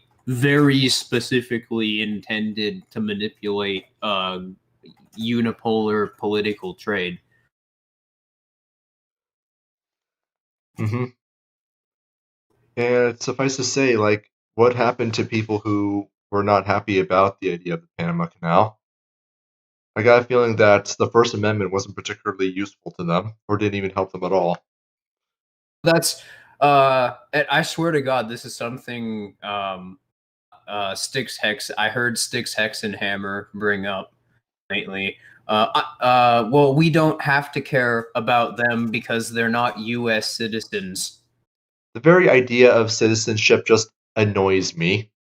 It's somehow this Indeed. belief that just your geography, or because you happen to give a bribe to a certain embassy, that you're entailed to certain rights that other equal humans do not have, which is just absolutely insane. I mean, it makes sense that Styx would come to that conclusion. However, his reasoning was that he's a nationalist, therefore he only cares about U.S. citizens' rights. That's actually what he said. well, I mean, it makes sense that he would be an authoritarian collectivist. Oh wait, but no, he's a minarchist, so he's not an authoritarian. Shut up. Yes, he is. If you believe that the nation or some national interest has supremacy over the rights of the individual, you're damn right you're an authoritarian. Namely, this nationality, this collective is called U.S. citizens, and somehow U.S. citizens have more rights or better rights than people in other countries, regardless of citizenship status. He's not going to apply to anything that resembles a principle consistently whatsoever. All he cares about is just, America good. I know this because my sixth grade civics teacher said so. And would the teacher lie to me? It's ridiculous. Well, of course not, because the government says that they don't lie to you. They say that they're impartial, therefore they are. Right, yeah. It's the entirely unilateral, baseless standard of proof. I say that 2 + 2 = 5, and I know this because I said so. Anyways, let's continue. Academia are committed to undermining it, to corroding its kind of radical revolutionary impact. And I think that to me is a really big tragedy. And the very fact that it's happening so fast in America actually means that the very soul of America, its kind of historical soul, is being threatened by it. What the hell is he talking about? The soul of America. I guess it's the idea of America as an idea, but it's like America. It's lines on a map. That's all America is. It's just you're looking at a map of the North American continent. You sketch out a couple lines, and then you find an area enclosed in that boundary, and just point at it and just say, "That's America." How do you know it's America? It's America. And all you really to do is just like keep pointing guns at people until they all agree. Yes, that's okay. It's America. Just don't shoot. Well, this is what I was talking about earlier, where the basis of their argument is not even necessarily in what the Constitution says, but they have this weird structuralist idea of there being a culture which creates this objective context around how the Constitution is supposed to be interpreted. And we refuted in the very beginning of the stream this notion, pointed out how incoherent it is and why it doesn't really work.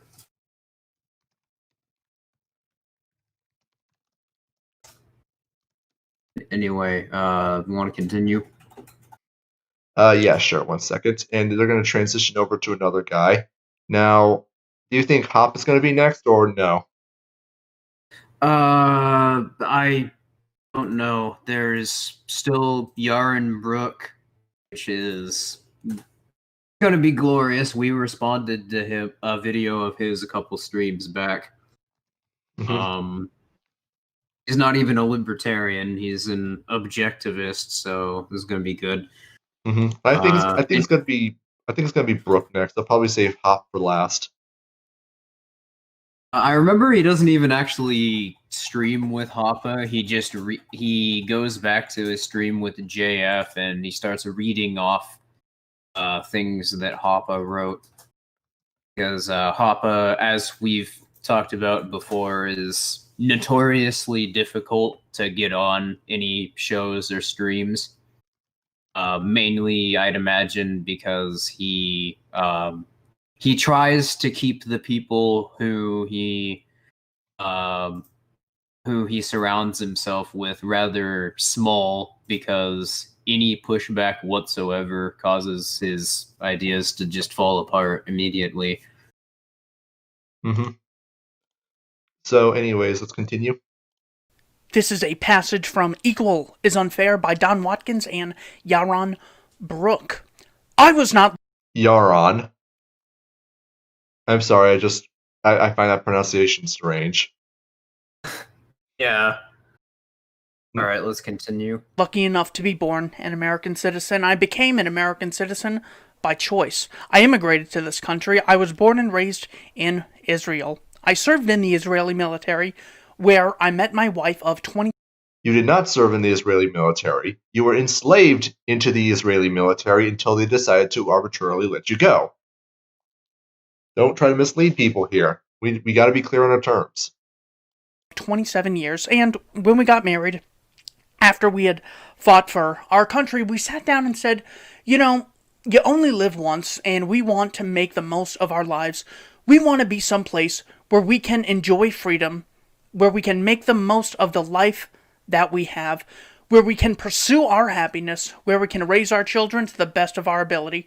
And we looked around the world. We weren't committed to any particular place, so we looked around the world and we said, where are we going to go? We chose this country because America is the greatest nation on earth, and really is the greatest nation in human history. Of all the questions Yaron considered before he made his decision, one that never came up was how much economic inequality there was in America. Like millions before him, Yaron came to America seeking to make a better life for himself and his family. He wanted to experience the American dream, in which he would be free to set his own course and rise as far as his ability and ambition would take him. Now, the American dream, I actually do know that is Cold War propaganda. That was created specifically specifically created in the 40s and 50s during a time of a huge economic boom, when it was relatively easy to get lucrative employment, where goods and services were relatively cheap, and most people in a summer job could put a down payment on a house, and just generally there was quite a lot of economic optimism at the time. And to buoy on that, the United States created this idea of the American dream, that if you just work hard, which basically amounted to getting a job, then you too can get a house with a yard and a white picket fence and be able to support a family and do all this really cool and wonderful stuff and live a happy, fulfilled life.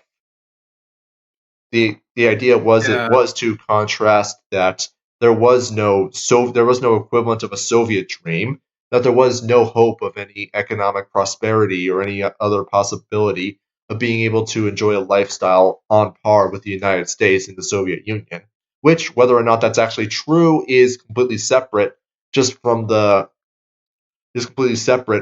point we're bringing up, which is just that idea of the American dream, and we can extend this to American exceptionalism, it is just Cold War propaganda. There's really not much else to it.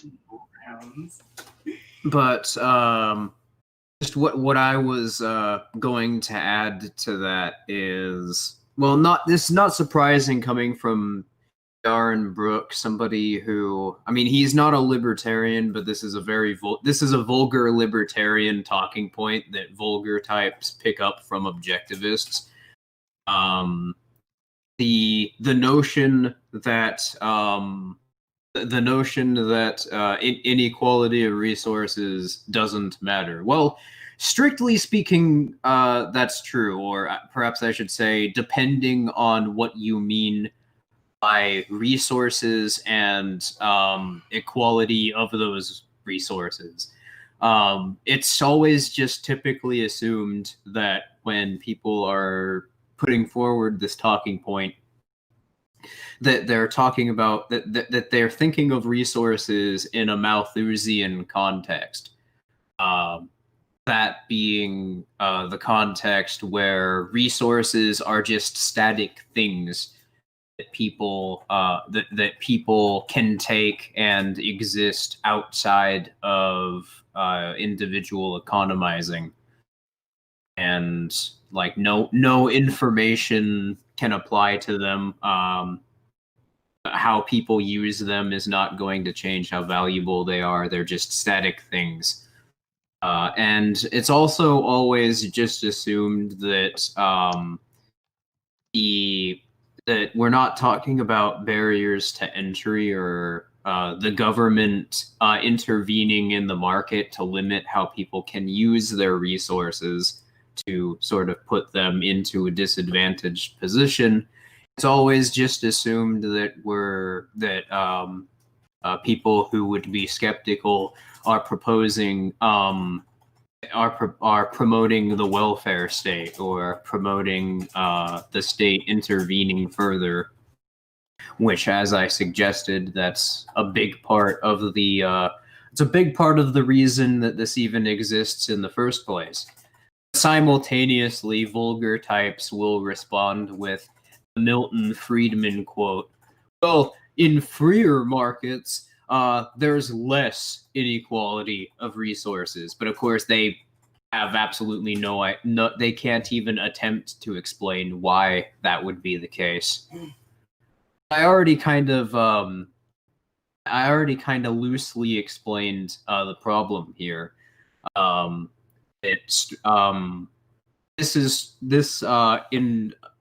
In the way that Austro-libertarians would look at resources, it's true that states create an inequality of resources or income, and that would actually be a pretty big problem in the context of how Austrians see resources, because it means that certain groups, in this case the political class and the political class's partners, are systematically advantaged.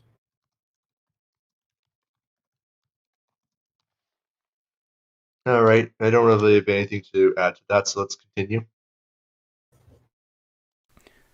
Would that put him in the top 1% or the bottom 10% of income earners in America? It never would have occurred to him to ask. And if someone had asked him, his answer would have been, who cares? Iran is not unique in this regard. Polls consistently show that inequality is very low on Americans' list of concerns. Even people who live in rural Michigan and struggle to make their mortgage payments apparently don't care that hundreds of miles away in New York a handful of hedge fund managers fly on private jets and dine at Nobu. What we do care deeply about is the opportunity to make a better life for ourselves. And we are more likely to celebrate the fact that this allows some people to succeed beyond their wildest dreams than lose sleep over it. And the only people who can succeed, quote unquote, in a state society are those who are politically privileged, people who the state decides to give grants and licenses to. And because of barriers to entry, other people who are trying to do the exact same thing are going to be harassed by the government, which is going to manipulate how they have to use their resources to profit. Mm-hmm. And I think it's kind of funny, this whole income inequality narrative is very much a Hegelian dialectic in the sense that it forces people into one of two positions. Either one, income inequality is a bad, horrible thing, or two, the people who are so concerned about income inequality are just envious, which doesn't really address any important issues, which is that the primary driving force behind income inequality, far being from the reaction argument, which is that, it's just, people in a free market, they're going to have different skills and that's going to manifest in different levels of wealth, that it completely ignores the extent to which the state, through, as you said earlier, legal privilege, enables certain groups to rise and become more wealthy, largely at the expense of others. Now, what wealth inequality would look like if it even existed in the absence of legal privilege is ultimately up to speculation. However, there's good reason to believe that the wealth inequality gap would shrink significantly. There's a good essay that is pretty openly available in video format on YouTube. People could read about this. Well, there's two of them actually. Corporations versus the Market by Roderick Long and Let the Free Market Eat the Rich by Jeremy Weiland. For anybody who's interested in exploring that particular take further, since we don't really have any videos exploring it further at the moment and really going in depth, those will have to do for now. But yeah, they're good reads or listens, however you choose to consume the content. I'd recommend either of them, preferably both of them. Anyway, should we continue? All right. 31 book, The Epic of America, James Truslow Adams introduced the phrase the American dream into the lexicon, referring to that dream of a land in which life. Okay, so that's where the term comes from. I do know that it really gained steam and popularity in the 50s, though, which is as part of Cold War propaganda. It was popularized by Cold War propaganda, for sure. I mean, it wasn't really prominent until then, and in political rhetoric, when it's referenced, that's typically what it's referring to, is the boomer economy. Mm-hmm. Let's continue. Yep. Should be better and richer and fuller for everyone, with opportunity for each according to ability or achievement. The American dream is about opportunity, the opportunity to pursue a better life, where one's success depends on nothing more and nothing less than one's own ability and effort, and where, as a result, innovators can come from nowhere to spearhead limitless human progress. This is an excerpt from Democracy, the God That Failed by... Here we fucking go. Oh boy, this is going to be fun. German-born Hans Hermann Hoppe, Chapter 13 on the impossibility of limited government and the prospect for revolution. In a recent survey, people of different nationalities were asked how proud they were to be American, German, French, etc., and whether or not they believed that the world would be a better place if other countries were just like their own. The countries ranking highest in terms of national pride were the United States and Austria. As interesting as it would be to consider the case of Austria, here I shall concentrate on the U.S. and the question whether and to what extent the American claim can be justified. In the following, I will identify three main sources of American national pride. I will argue that the first two are justified sources of pride, while the third actually represents a fatal error. Finally, I will go on to explain how this error might be repaired. The first source of national pride is the memory of America's not-so-distant colonial past as a country of pioneers. In fact, the English settlers coming to North America were the last example of the glorious achievements of what Adam Smith referred to as a system of natural liberty. The ability of men to create a free and prosperous commonwealth from scratch, contrary to the Hobbesian account of human nature, homo homini lupus est. The English settlers demonstrated not just the viability, but also the vibrancy and attractiveness of stateless anarcho-capitalist social order. They demonstrated how, in accordance with the views of John Locke, private property originated naturally through a person's original appropriation, his purposeful use and transformation. Jesus fucking Christ. Oh my god. I remember this actually. You screenshotted this to me. Yeah, I did. Do you want to start, or I don't even know where to begin. I mean, right here, Hoppe is very clearly demonstrating exactly what we talked about in our Hoppe essay, among other things, that he thinks that the origin of the state comes from, well, Hoppian covenant communities, that people just freely and voluntarily decided to impose a system of liberty upon themselves. Somehow. He is explicitly arguing that the U.S. government started as a Hoppian covenant community, and apparently he doesn't understand the difference between a government agency and any other type of firm. But yeah, he also cites Locke's property ethics, which as a self-proclaimed Rothbardian, I think that just further exposes that he doesn't really know what the fuck he's talking about. Locke's Rothbard's property ethics were, in large part, a direct rebuttal to Locke's theory of property. The specific point that Rothbard tried to refute in essays such as Power in the Market or Confiscation in the Homestead Principle is that, for one, there's a difference between property as a legal fiction and property as an ethical concept, a tangible difference, and their implications should be noted because the difference that they have in entailment is going to change how they're applied to property claims and quote unquote law itself. And also, he was a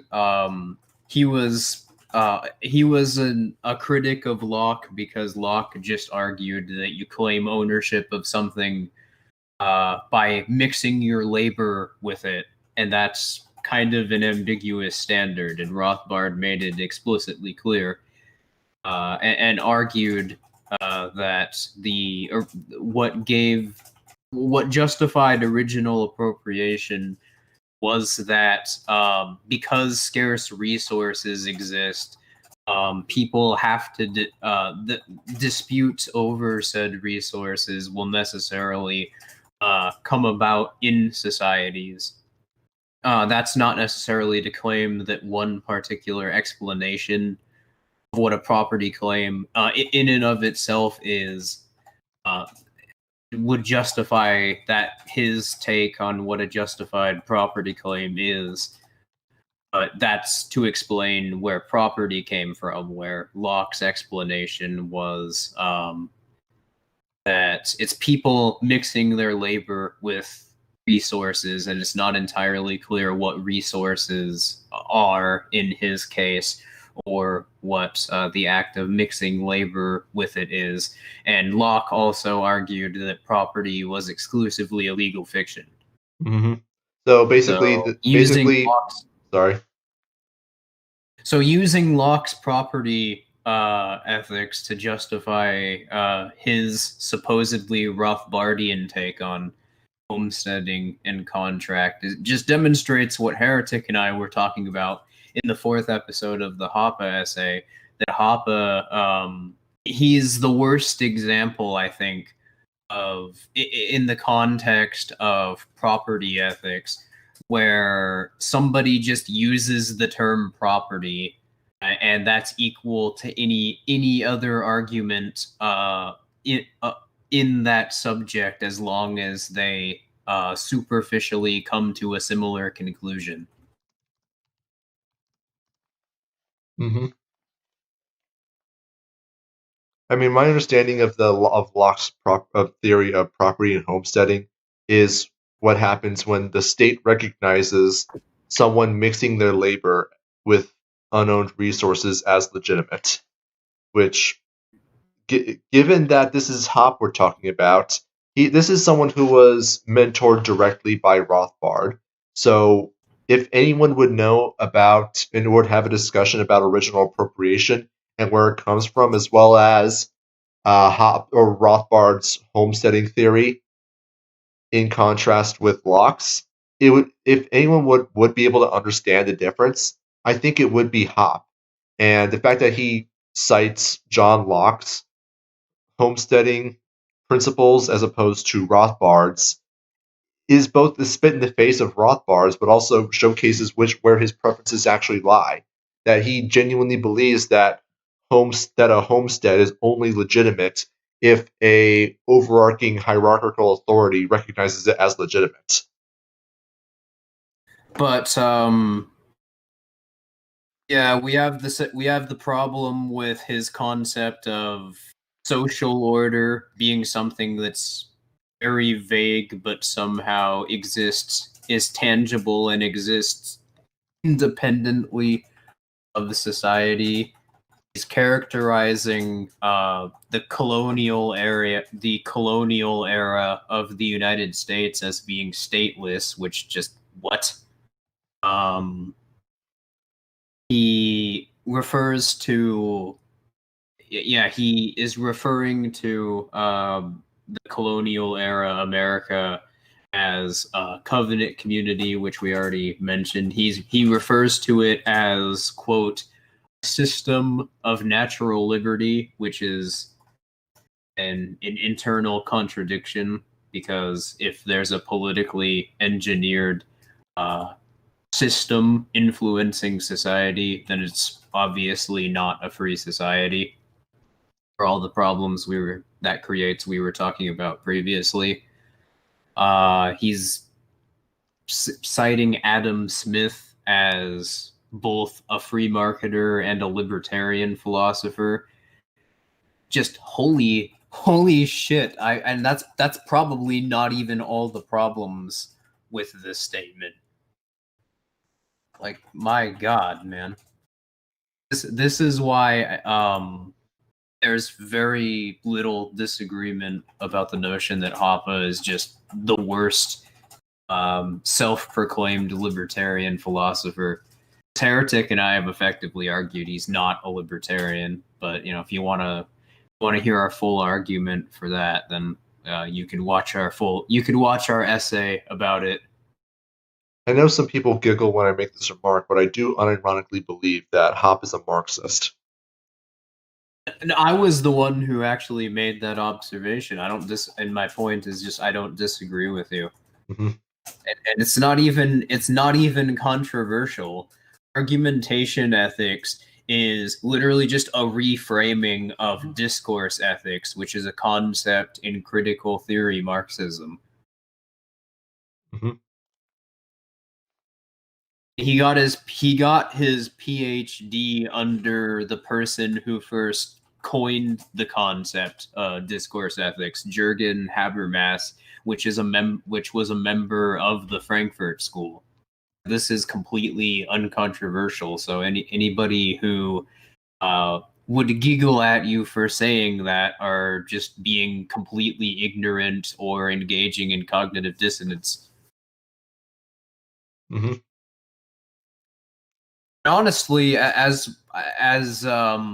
can't remember if you were the first one to note this, but his philosophy very much does it does resemble in character the so-called ideological capitalism that Marxists describe.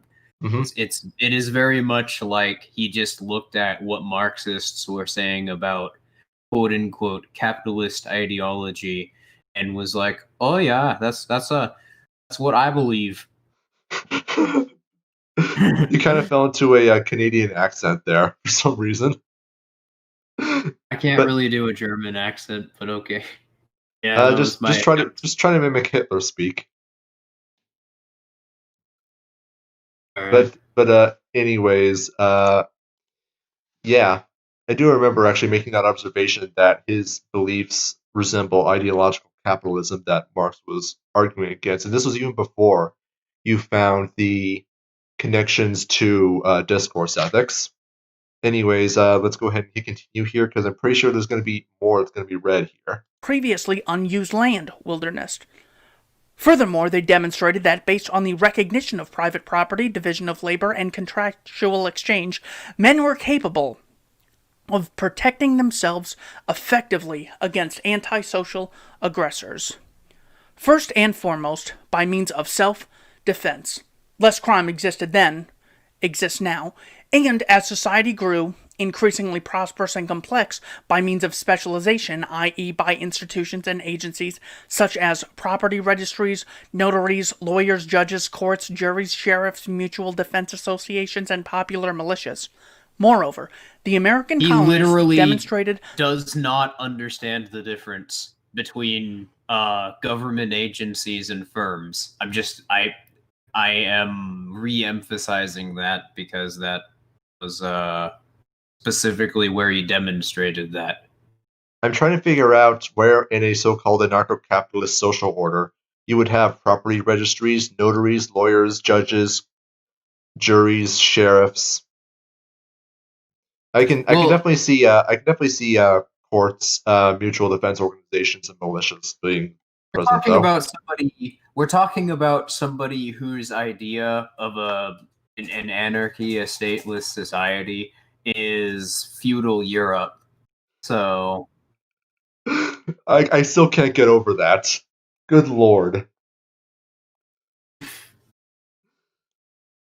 I mean, I had a random thought the other day, and this is something that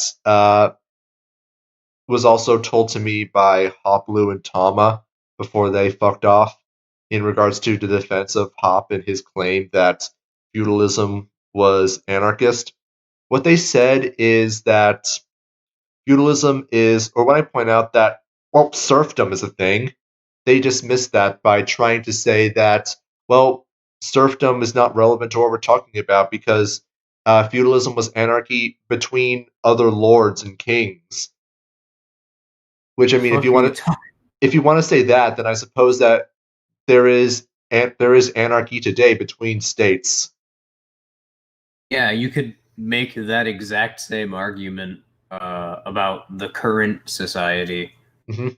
And the reason I say we live under we don't have political authority right now by that standard. Mm-hmm. Yeah, it's really kind of it's silly. I mean, I do make the argument that we live under anarchy today, and the state's a criminal organization, but for entirely different reasons.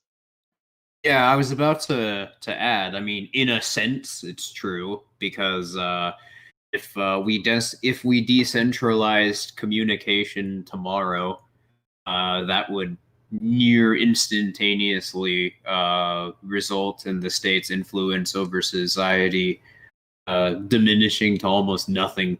Well, that's not quite that's not quite what I mean by we live under anarchy today. If communications could never be decentralized, and we would still live under anarchy. It's just that the state makes it impossible for us to exercise all of our rights, and they're just a criminal organization that's a bit more sophisticated than any other mafia or street gang. I was about to make the same point. I was just approaching at it from a different angle. I mentioned this earlier too, that it's more appropriate to look at the state from sort of a dialectical perspective, as opposed to looking at political authority as though it's some sort of phenomenological aspect of society, or the state just possesses political authority in a vacuum. Mm-hmm. Anyway, do you want to continue? Yep. think they're going to go into the American Revolution soon. That'll be fun. The fundamental sociological importance of the institution of covenants of associations of linguistically, ethically, religiously, and culturally homogeneous settlers led by and subject to the internal jurisdiction of a popular leader, founder to ensure peaceful human cooperation and maintain law and order. Imagine believing that you need a ruler to enforce cooperation and to maintain law and order. Yeah, I'm sorry. I was talking with Doug about something, but anyway, yeah, this is nothing that we weren't talking about earlier with covenant communities, and the problem with looking at societies as though they're imposed onto people, social orders as though they exist independently of human action and moral agency. These are the sort of nonsensical contradictions you run into. And if you just read how Hoppe is framing society, it's very nakedly incompatible with philosophical libertarianism, because this would imply determinism, which would negate the concept of moral agency, which is used by philosophical libertarianism as its basis for arguing that political authority is not possible to justify itself. Mm-hmm. Anyways, let's go into the American Revolution. Let's see what Hoppe has to say about that. The second source of national pride is the American Revolution. In Europe, there had been no open frontiers for centuries, and the intra-European colonization experience lay in its distant past. With the growth of the population, societies had assumed an increasingly hierarchical structure of free men, freeholders, and servants, lords and vassals, overlords and kings, while distinctly more stratified and aristocratic than colonial America. The so-called feudal societies of medieval Europe were also typically stateless social orders. You thought I was kidding when I said earlier that his idea of a stateless society was just feudal Europe. Oh man, that just makes me laugh every time.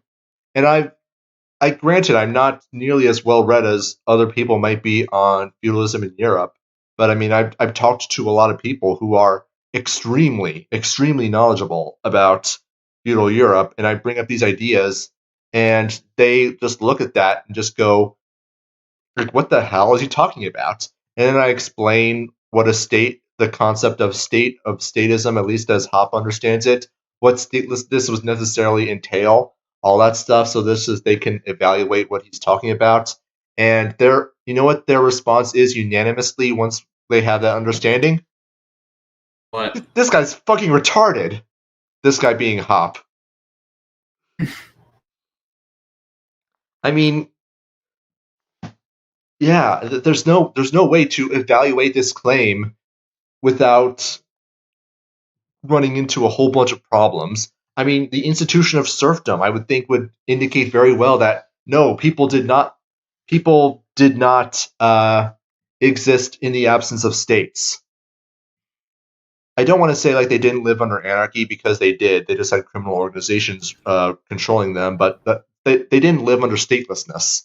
There were definitely states. It would be more apt to say that political authority at the time, that almost every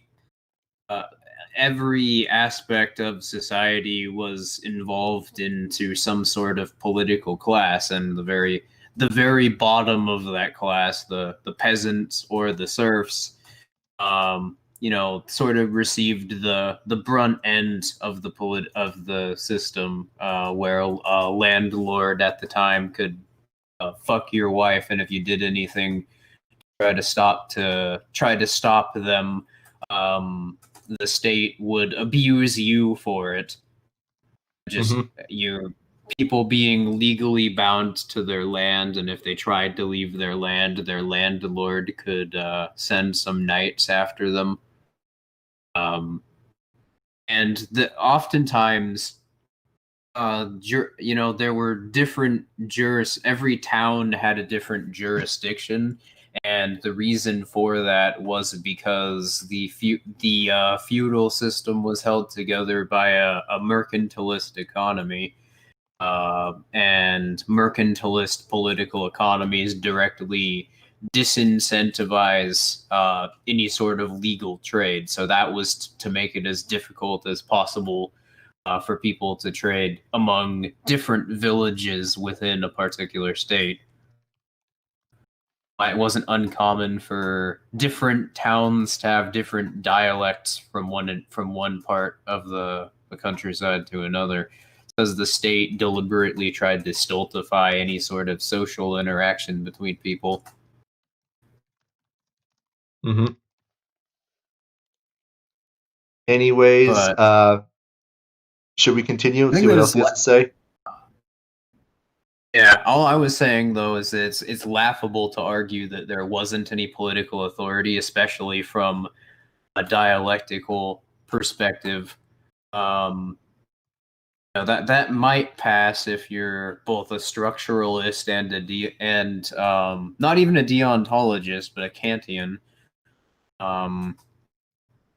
But if you're looking at political authority from the most consistent perspective, I would argue it's like more people were part of the political class, so there were more interests invested in the state, and there were more codependent relationships between the state and certain aspects of the political class.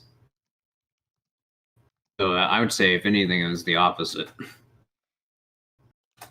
Yeah. And what the fuck's Hoppe doing?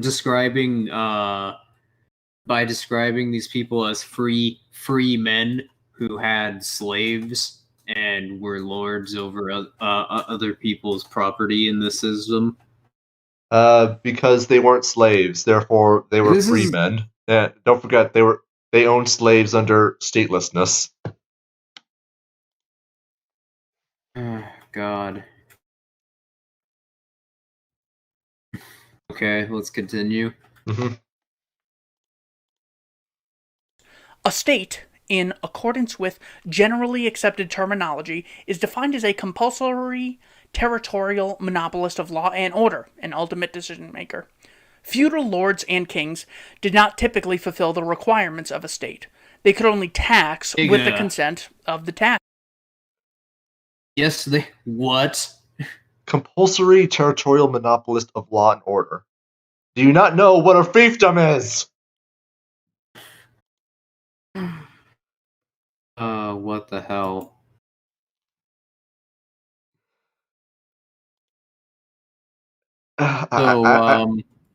Sorry, what? So that's how Hoppe justifies this claim.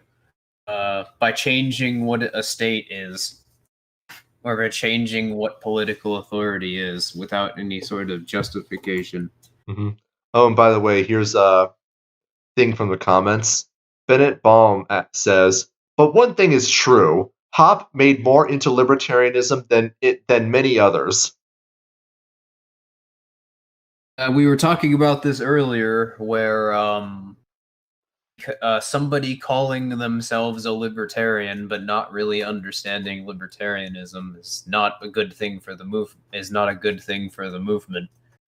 In fact, it's actually it's the only thing that really is harmful for libertarianism, because libertarianism stands up to scrutiny against any sort of argument for the state. In fact, arguments for the state are actually quite pathetic, and compared when put up to philosophical libertarianism. But what can stop libertarianism from gaining any sort of momentum is grifters and charlatans coming along, trying to dilute libertarian principles by telling people entailments don't matter. It doesn't matter what informs these concepts, or what entails libertarian philosophy doesn't matter. So what is libertarianism? It's just libertarianism. Don't fucking question it, kid. And yeah, just to push back on that comment from Baum, I would say Hoppe has turned more libertarians away from libertarianism than any other. Yeah, ultimately, Hoppe has created more alt-righters than libertarians. Yeah, definitely. Hoppe is the philosopher that curious libertarians who are just starting to explore Rothbard and the philosophical side of libertarianism find, who don't really know a whole lot about the philosophical side of libertarianism and just started getting into it through a political worldview. He is the philosopher they find that slowly turns them into neo-reactionaries. He's the one that reintroduces ideas like structuralism and unilateral theories of property and contract that, if you were to look into actual libertarian philosophy, you would actually be able to find refutations for. Sure, someone starting out as a libertarian might still have a lot of structuralist and unilateral understandings for certain things, but that's something that they're going to figure out and work on over time as they study, learn more, and interact with other libertarians. Whereas Hoppe is just like, no. These things are good. These things are great and wonderful. In fact, they're the only way that we can have anything resembling a social order at all. In fact, you're not a libertarian unless you're a structuralist and you believe that property is entirely unilateral.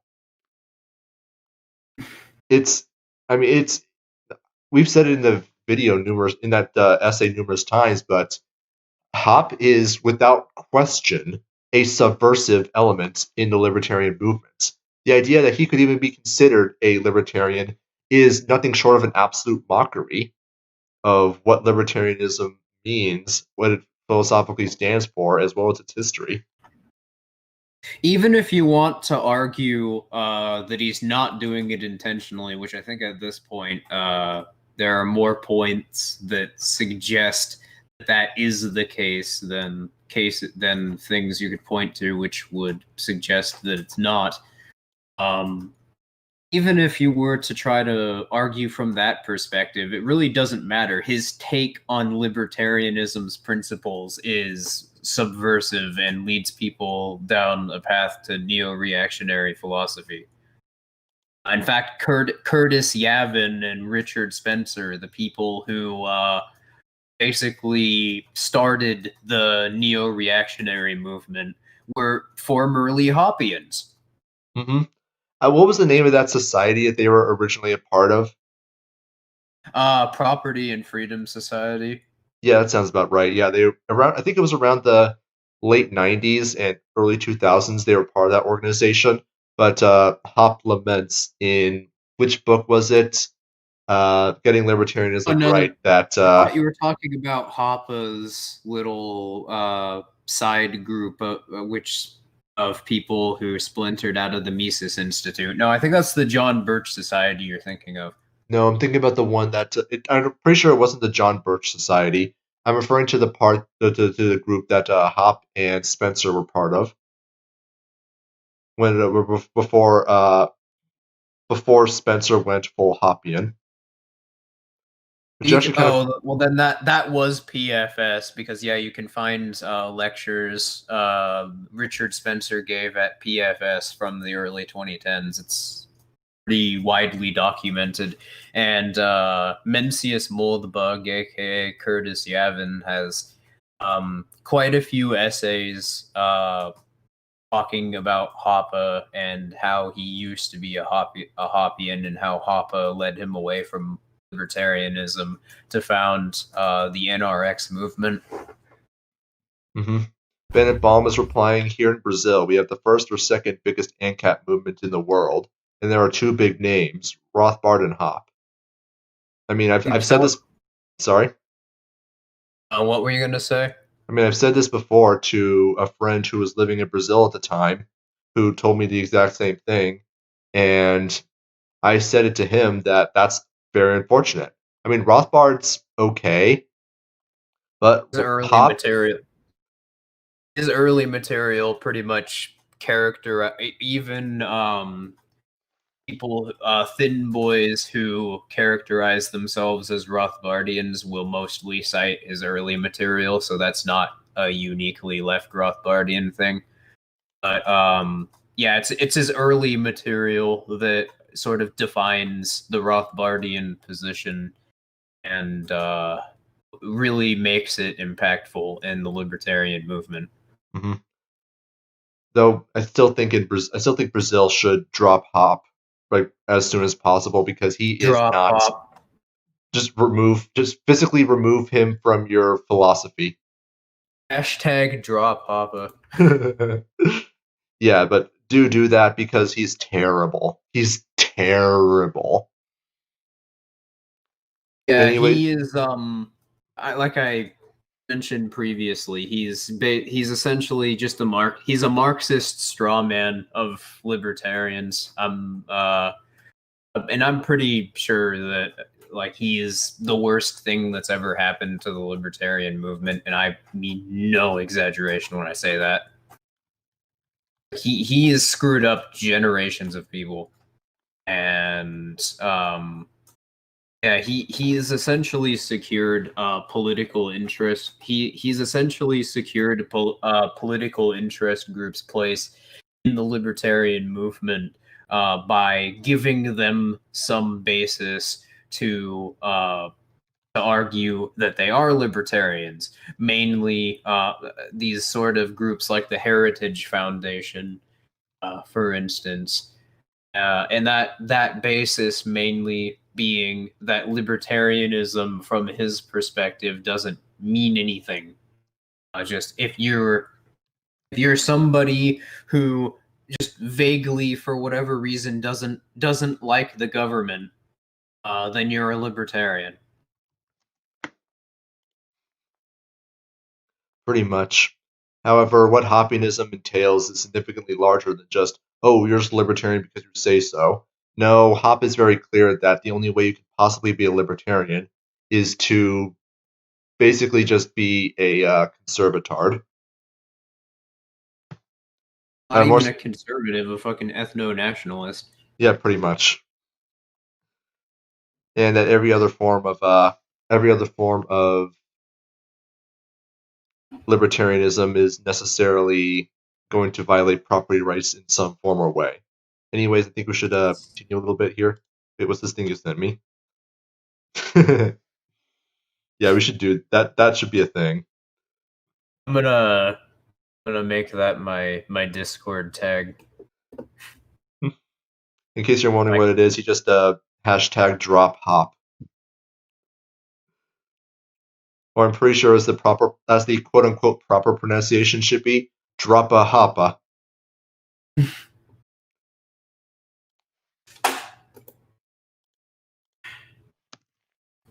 Oh god, I love that. All right, let's continue. Mm-hmm. And on his own land, every free man was as much a sovereign, ultimate decision maker, as the feudal king was on his.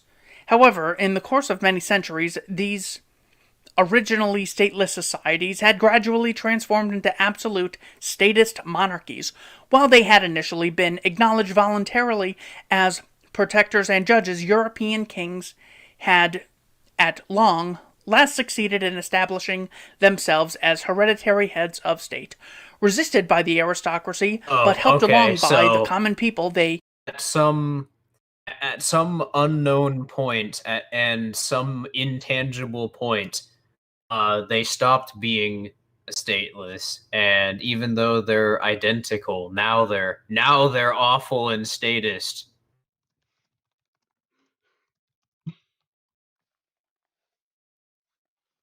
Like how? Also, did he say that people, feudal peasants, had just as much of a claim to their land as kings? Are you fucking kidding me? Let me look at the quote here. You don't even need historical context to know that one's wrong. and on his own land, every free man was as much a sovereign, ultimate decision-maker as the feudal king was on his.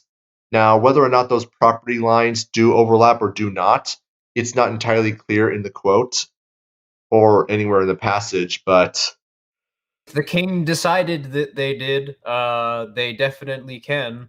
And in the current society, that's also the case. And yeah. also, what is this? What is this period where states were voluntary, and how? Why? How is that possible? And why was that possible? He said that they were stateless initially, and then they stopped being stateless because they just gradually transformed. Now, what that gradual Literally, transformation his means and why they had what incentives were in place that allowed these incentives or that allowed this transformation into absolute statist monarchies, what even were in the first place. He never gives an answer for that. It just happened. It's just some leader who was popularly chosen because he's just great and wonderful and perfect, woke up one morning and just said, "Hey, you know what? I'm gonna rule over people today." And then bam, that's how you have it. before the social contract, there was a literal contract. It was exactly like the social contract, and that was good because it was a contract. That makes it voluntary. All of a sudden, the state one day started doing the exact same thing, except they stopped giving out contracts, and that made it bad. That's statist. Yeah, we can't have that. Anyway, let's continue. Anyways, They had become absolute monarchs with the power to tax without consent and to make ultimate decisions regarding the property of free men. These Now European they're developments absolute had a monarchs. They were just monarchs before, but now they're absolute monarchs. I don't know. I think they were lukewarm monarchs, or maybe like, God. or maybe like 1/3 cup monarch. Is there like a thing below absolute monarch that I'm not aware of? I feel like you can just throw in terms. What even is a tax according to Hoppe? If unilateral standards of contracts of the state was just, or whatever you want to call it, was just handing out contracts and forcing people at gunpoint to sign them. It is just writing down their names and is considering that a valid standard of contract because they happen to be in the land that the state claims is theirs. What exactly would be the difference from Hoppe's perspective if that organization were to coercively appropriate someone else's resources? Oh, well, it's not coercive because that contract, well, that's exactly why contracts can't be unilateral. And that's supposed to be the problem with social contract theory. Well, I mean, this is what happens when your brain is on structuralism. Suddenly, unilateral contracts are completely valid, and there's really no issue with anyone unilaterally just taking people's lands on any basis that they wish. Not to mention that you can basically alter the terms of any unilateral contract at a whim. So literally anything can be justified, potentially even ex post facto. Darth Vader was being a Hoppian when he said, "Pray I don't alter the contract any further."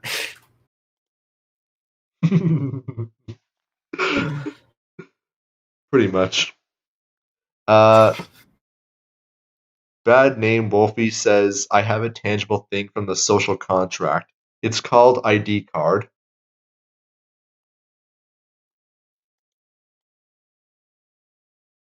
Okay.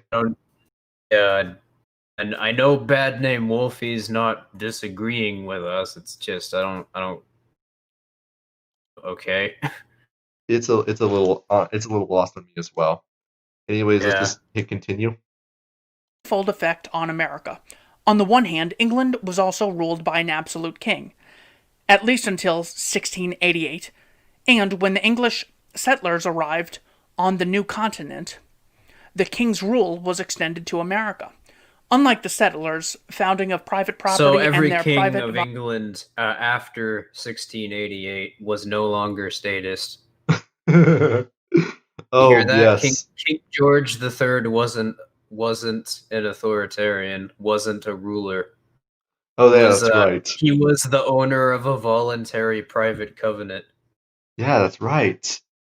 So if he's not an absolute monarch anymore, that means that he's not statist anymore. He's only the king because everyone agreed that he's king.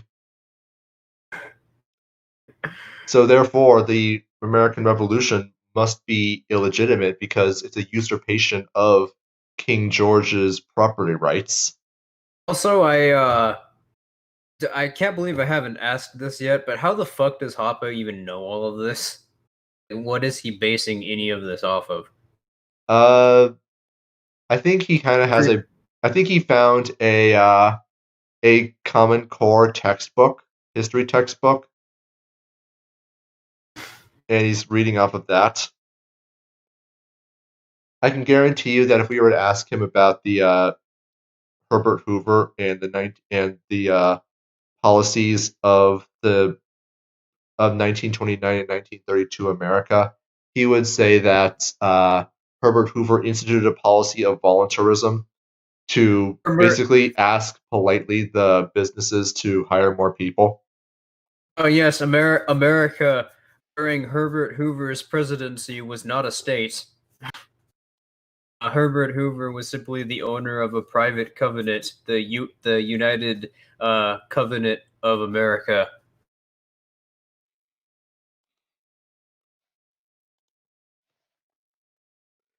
Yeah, that seems about right. And then what happened is that the Americans decided, like, hey, we don't like living under this guy's, we don't like living under his private property. So let's unilaterally take his private property away and make it our own. I mean, this feels like this does feel like it's being set up specifically to argue that the American Revolution was invalid. No, it's polio communist came along and was like, you don't have private property anymore. And then everybody in America had like the Cheems Doge face. They're like, no, please.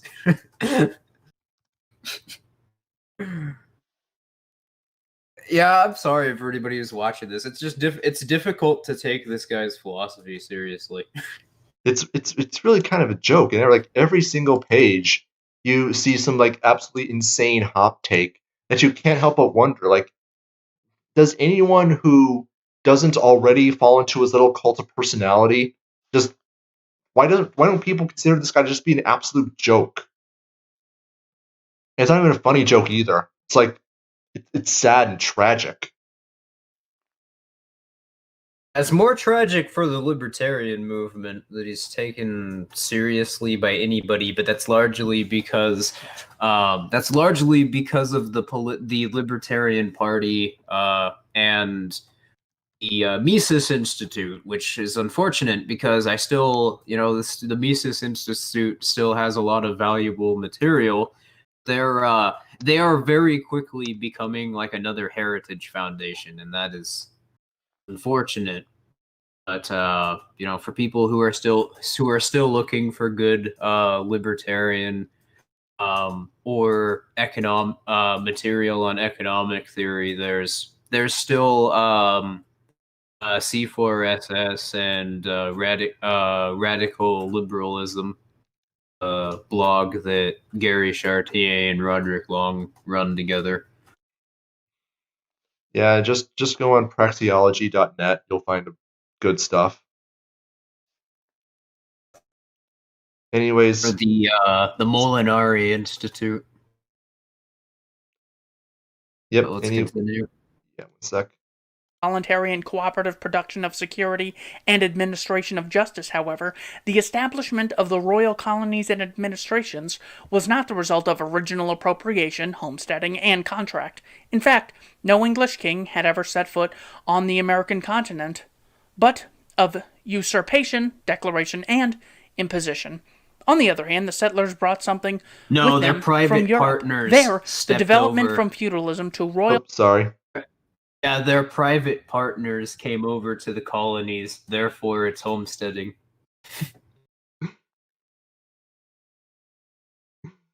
That's all I had to say. Also, I love this idea that the king is subject to the same universal rights and laws as everyone else. Very peculiar language, because it implies that rights are something that needs to be imposed on a society. I mean, we know that Hoppe is a structuralist, but it's really worth observing and pointing out, like, his use of language to state that rights are just something that are unilaterally applied onto people, and to make an observation that the king has the same rights and subject to the same... let me back up. That the king is subject to the same rights as everyone else. They have the same rights as everyone else. Which, strictly speaking, yes. Anyone who calls themselves a king does have the same rights as other people. That's absolutely true. However, they are a result of the king being a self-owner and a moral agent, much in the same way everyone else is. They're not subject to the same rights as everyone else. That just assumes that rights are just something that, as I said, needs to be imposed onto them. So with this understanding that we have, that Hoppe believes that rights are not only unilateral, but need to be imposed on a society through some top-down hierarchical authority, how can we possibly claim that he is anything but an infiltrator, a subversive? I don't really think that you can claim otherwise, at least in good faith. The defenses that his followers will always try to resort to is, well, he was a defender of property, or a covenant community is just a type of contract. It's the same old equivocation arguments that they're infamous for. Mm-hmm. Inflating these different approaches to property and ethics and treating them as though they're the same. Mm-hmm. Reaching conclusions that don't logically follow naturally. But anyway, we'll continue. Absolutism had not only been resisted by the aristocracy, but it was also opposed, theoretically, with recourse to the theory of natural rights, as it originated with scholastic philosophy. According to this doctrine, government was supposed to be contractual, and every government agent, including the king, was subject to the same universal rights and laws as everyone else. While this may have been the case in earlier times, it's certainly no longer true for modern absolute kings. Yeah, that's absolute nonsense. In establishing a government, that is a declaration that they have the right to initiate violence against others. It's also question begging. Where do these rights come from? Because if the absolute monarch, or just any ruler in general, needs to impose these rights onto society, which I already talked about that in the previous segment, if they need to impose it on society, then that means that they have they have ownership and dominion over whether or not people have rights at all, and are thus justified by nature of how property rights work and what property rights entail to be able to impose rights onto people and take them away completely arbitrarily, to the point where at every 5 minutes a person could have an entirely different set of rights, and would be entirely their prerogative. And thus the idea that this absolute kings were usurpers of human rights and thus illegitimate is completely contradictory to the previous claim. Property. Why is it valid? Because property.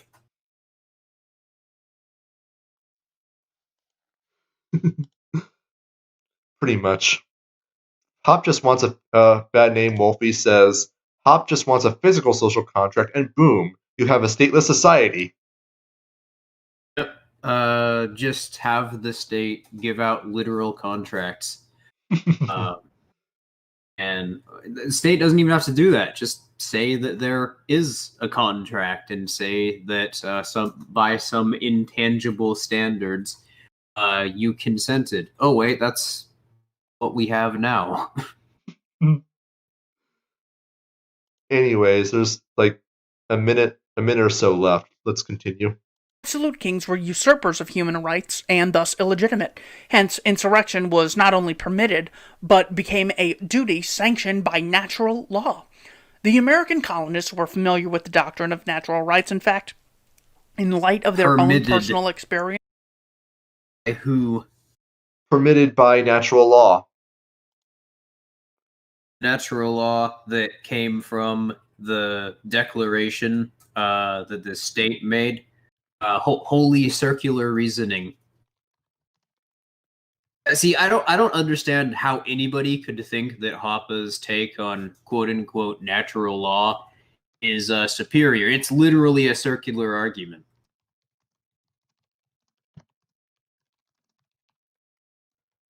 I don't. It's a tautology.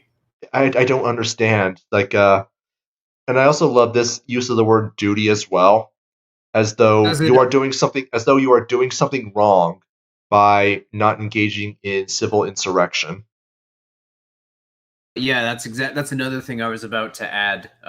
He's talking as though ethical justification prescribes morality or prescribes how one should act.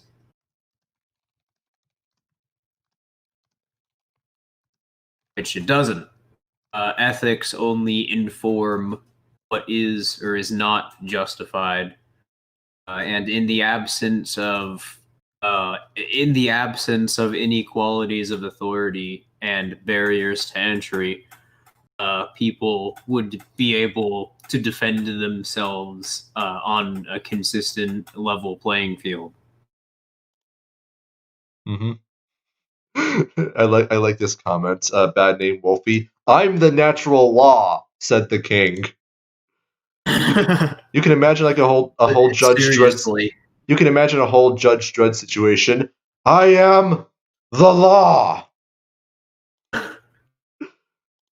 and that's exactly why you can have comments that like it becomes people's duty to risk their lives to overthrow a state. Which, sure, you can argue that it would be a good thing for people to do, but fundamentally, the whole point about being able to defend your rights is that you can also choose not to, for whatever reason. You could make an argument that may or may not be in your best interests, but I'm sure you can imagine that if a whole bunch of people are pointing guns at you and saying they're going to kill you unless you, I don't know, do 10 jumping jacks, you're going to decide that it's in your best interest not to defend your rights at that particular moment because you prefer to live. So, anyways, you have a right to kill brown people and communists. No. You have a duty to kill communists and kill brown people for some reason, and thus you're doing something unethical if you don't do these things. Which, given that rights are unilateral in Hoppe's framework, it's very easy to see how he came to this conclusion. With the achievements and effects of natural liberty, and as religious dissenters who had left their mother country in disagreement with the king and the Church of England, they were partially receptive to this doctrine. Steeped in the doctrine of natural rights, encouraged by the distance of the English king, and stimulated further by the puritanical censure of royal idleness, luxury, and pomp, the American colonists rose up to free themselves from British rule. As Thomas Jefferson wrote in the Declaration of Independence, government was instituted to protect life, liberty, and the pursuit of happiness. It drew its legitimacy from the consent of the governed. In contrast, the royal British governments claimed that it could tax the colonists without their consent. To be fair, it drew its legitimacy from the consent of the governed is quoting the Declaration of Independence and is not necessarily Hoppe's argument. However, I would not be terribly surprised if Hoppe agreed with that statement completely. That the state draws its legitimacy from the consent of the governed. However, I don't think it's completely honest to argue against the legitimacy of the consent of the governed comment as though it were Hobbes's actual beliefs. That's not where I was going with that. Where I was going with that is Jefferson was referring to Locke's philosophy. So what he means by that is literally to reference social contract theory. And that's Hoppe's basis for arguing that it was consensual.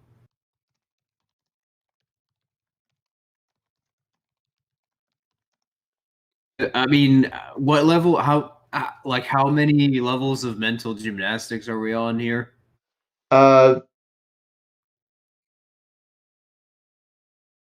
About 8.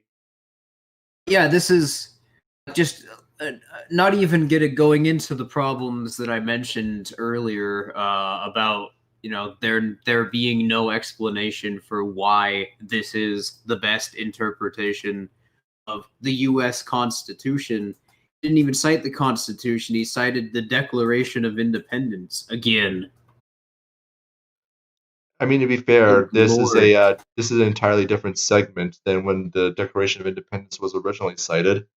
But well, that wasn't a knock against Keith Knight. That's just the second time somebody has cited the Declaration of Independence. Has nothing to do with the U.S. government. Mm-hmm.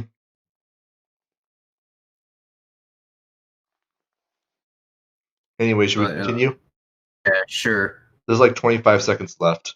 If a government failed to do what it was designed to do, Jefferson declared, it is the right of the people to alter or abolish it, and to institute a new government, laying its foundation on such principles and organizing its powers in such form as to them shall seem most likely to affect their safety and happiness.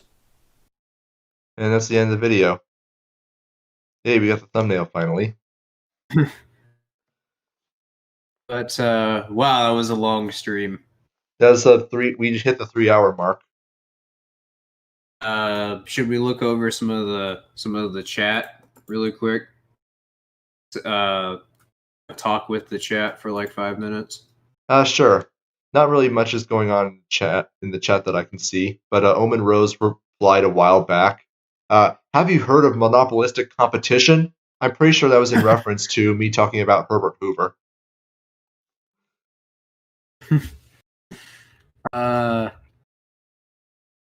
And Bennett Baum is once again trying to promote Hoppe. He says one thing that makes Hoppe so strong in the movement, at least here in Brazil, is that he takes his ethics and logic statements based in axioms and a priori, and everyone wants to be right. And precisely because Hoppe takes axioms and a priori all the time, that Hoppians like him. Well, no, he doesn't. Not. He does not take. The only axioms he presents ever is argumentation ethics, which, as we talked about in our essay, can not only be easily applied, as Hoppe presents them, can not only be easily applied to very socialistic arguments that necessarily entail claims to other people's property rights, but are also derived directly from Marxist critical theory.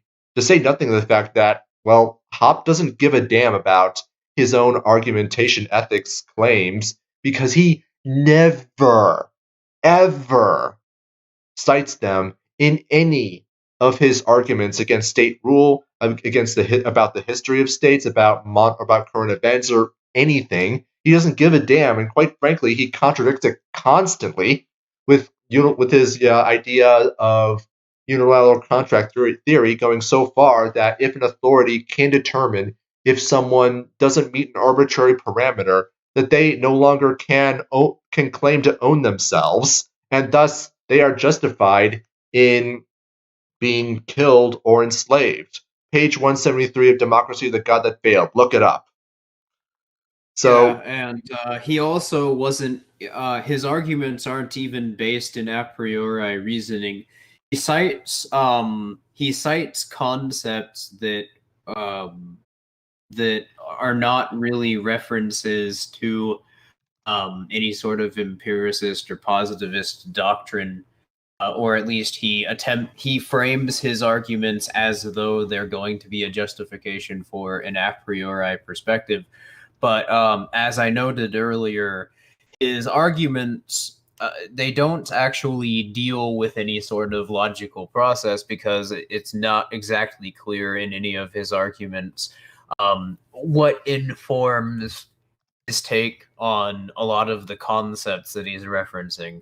He from his perspective, these principles exist in a vacuum, so there doesn't need like every attempt to characterize them as equally as valid as one another.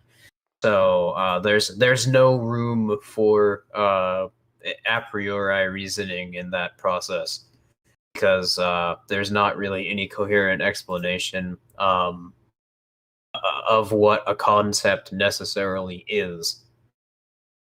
You could just say, well, this thing is libertarianism, and then you can use that to reach any conclusion that you want.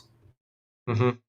Everything in regards to Hoppe's theory and his refutations of the state and state rule ultimately comes down to is this consistent with what I believe to be property rights? Of course, his idea of property rights are completely unilateral, but insofar as individuals are able to exercise absolute and complete dominion over everything that could possibly ever enter their property ever, including like enslaving people who trip and fall off the sidewalk and onto their yard, and anything that is in every instance of the state preventing people from being able to do that is to him considered to be wrong. However, he has no ability to explain property rights, where property rights are derived from, and can't even be able to make the very simple connection between self-ownership, as explained in argumentation ethics, and property rights.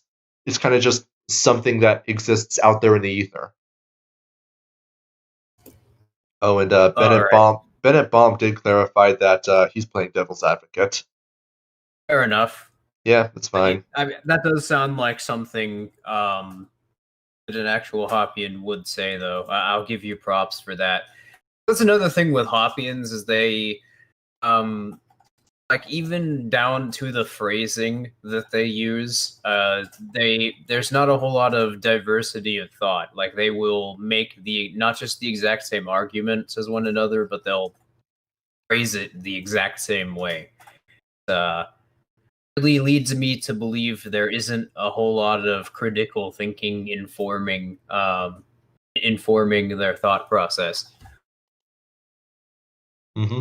And I don't mean generally. I mean, like, when they start talking about Hoppianism, they just start engaging in cognitive dissonance and turn their brain off, because they view society from this political structuralist perspective that Hoppe promotes. So libertarianism, then it stops being a claim of truth about reality, and instead it goes back to being something that you bludgeon over the head of people who aren't libertarians. It goes back to being a political allegiance, which attempts to make policy prescriptions about how society ought to be organized and structured.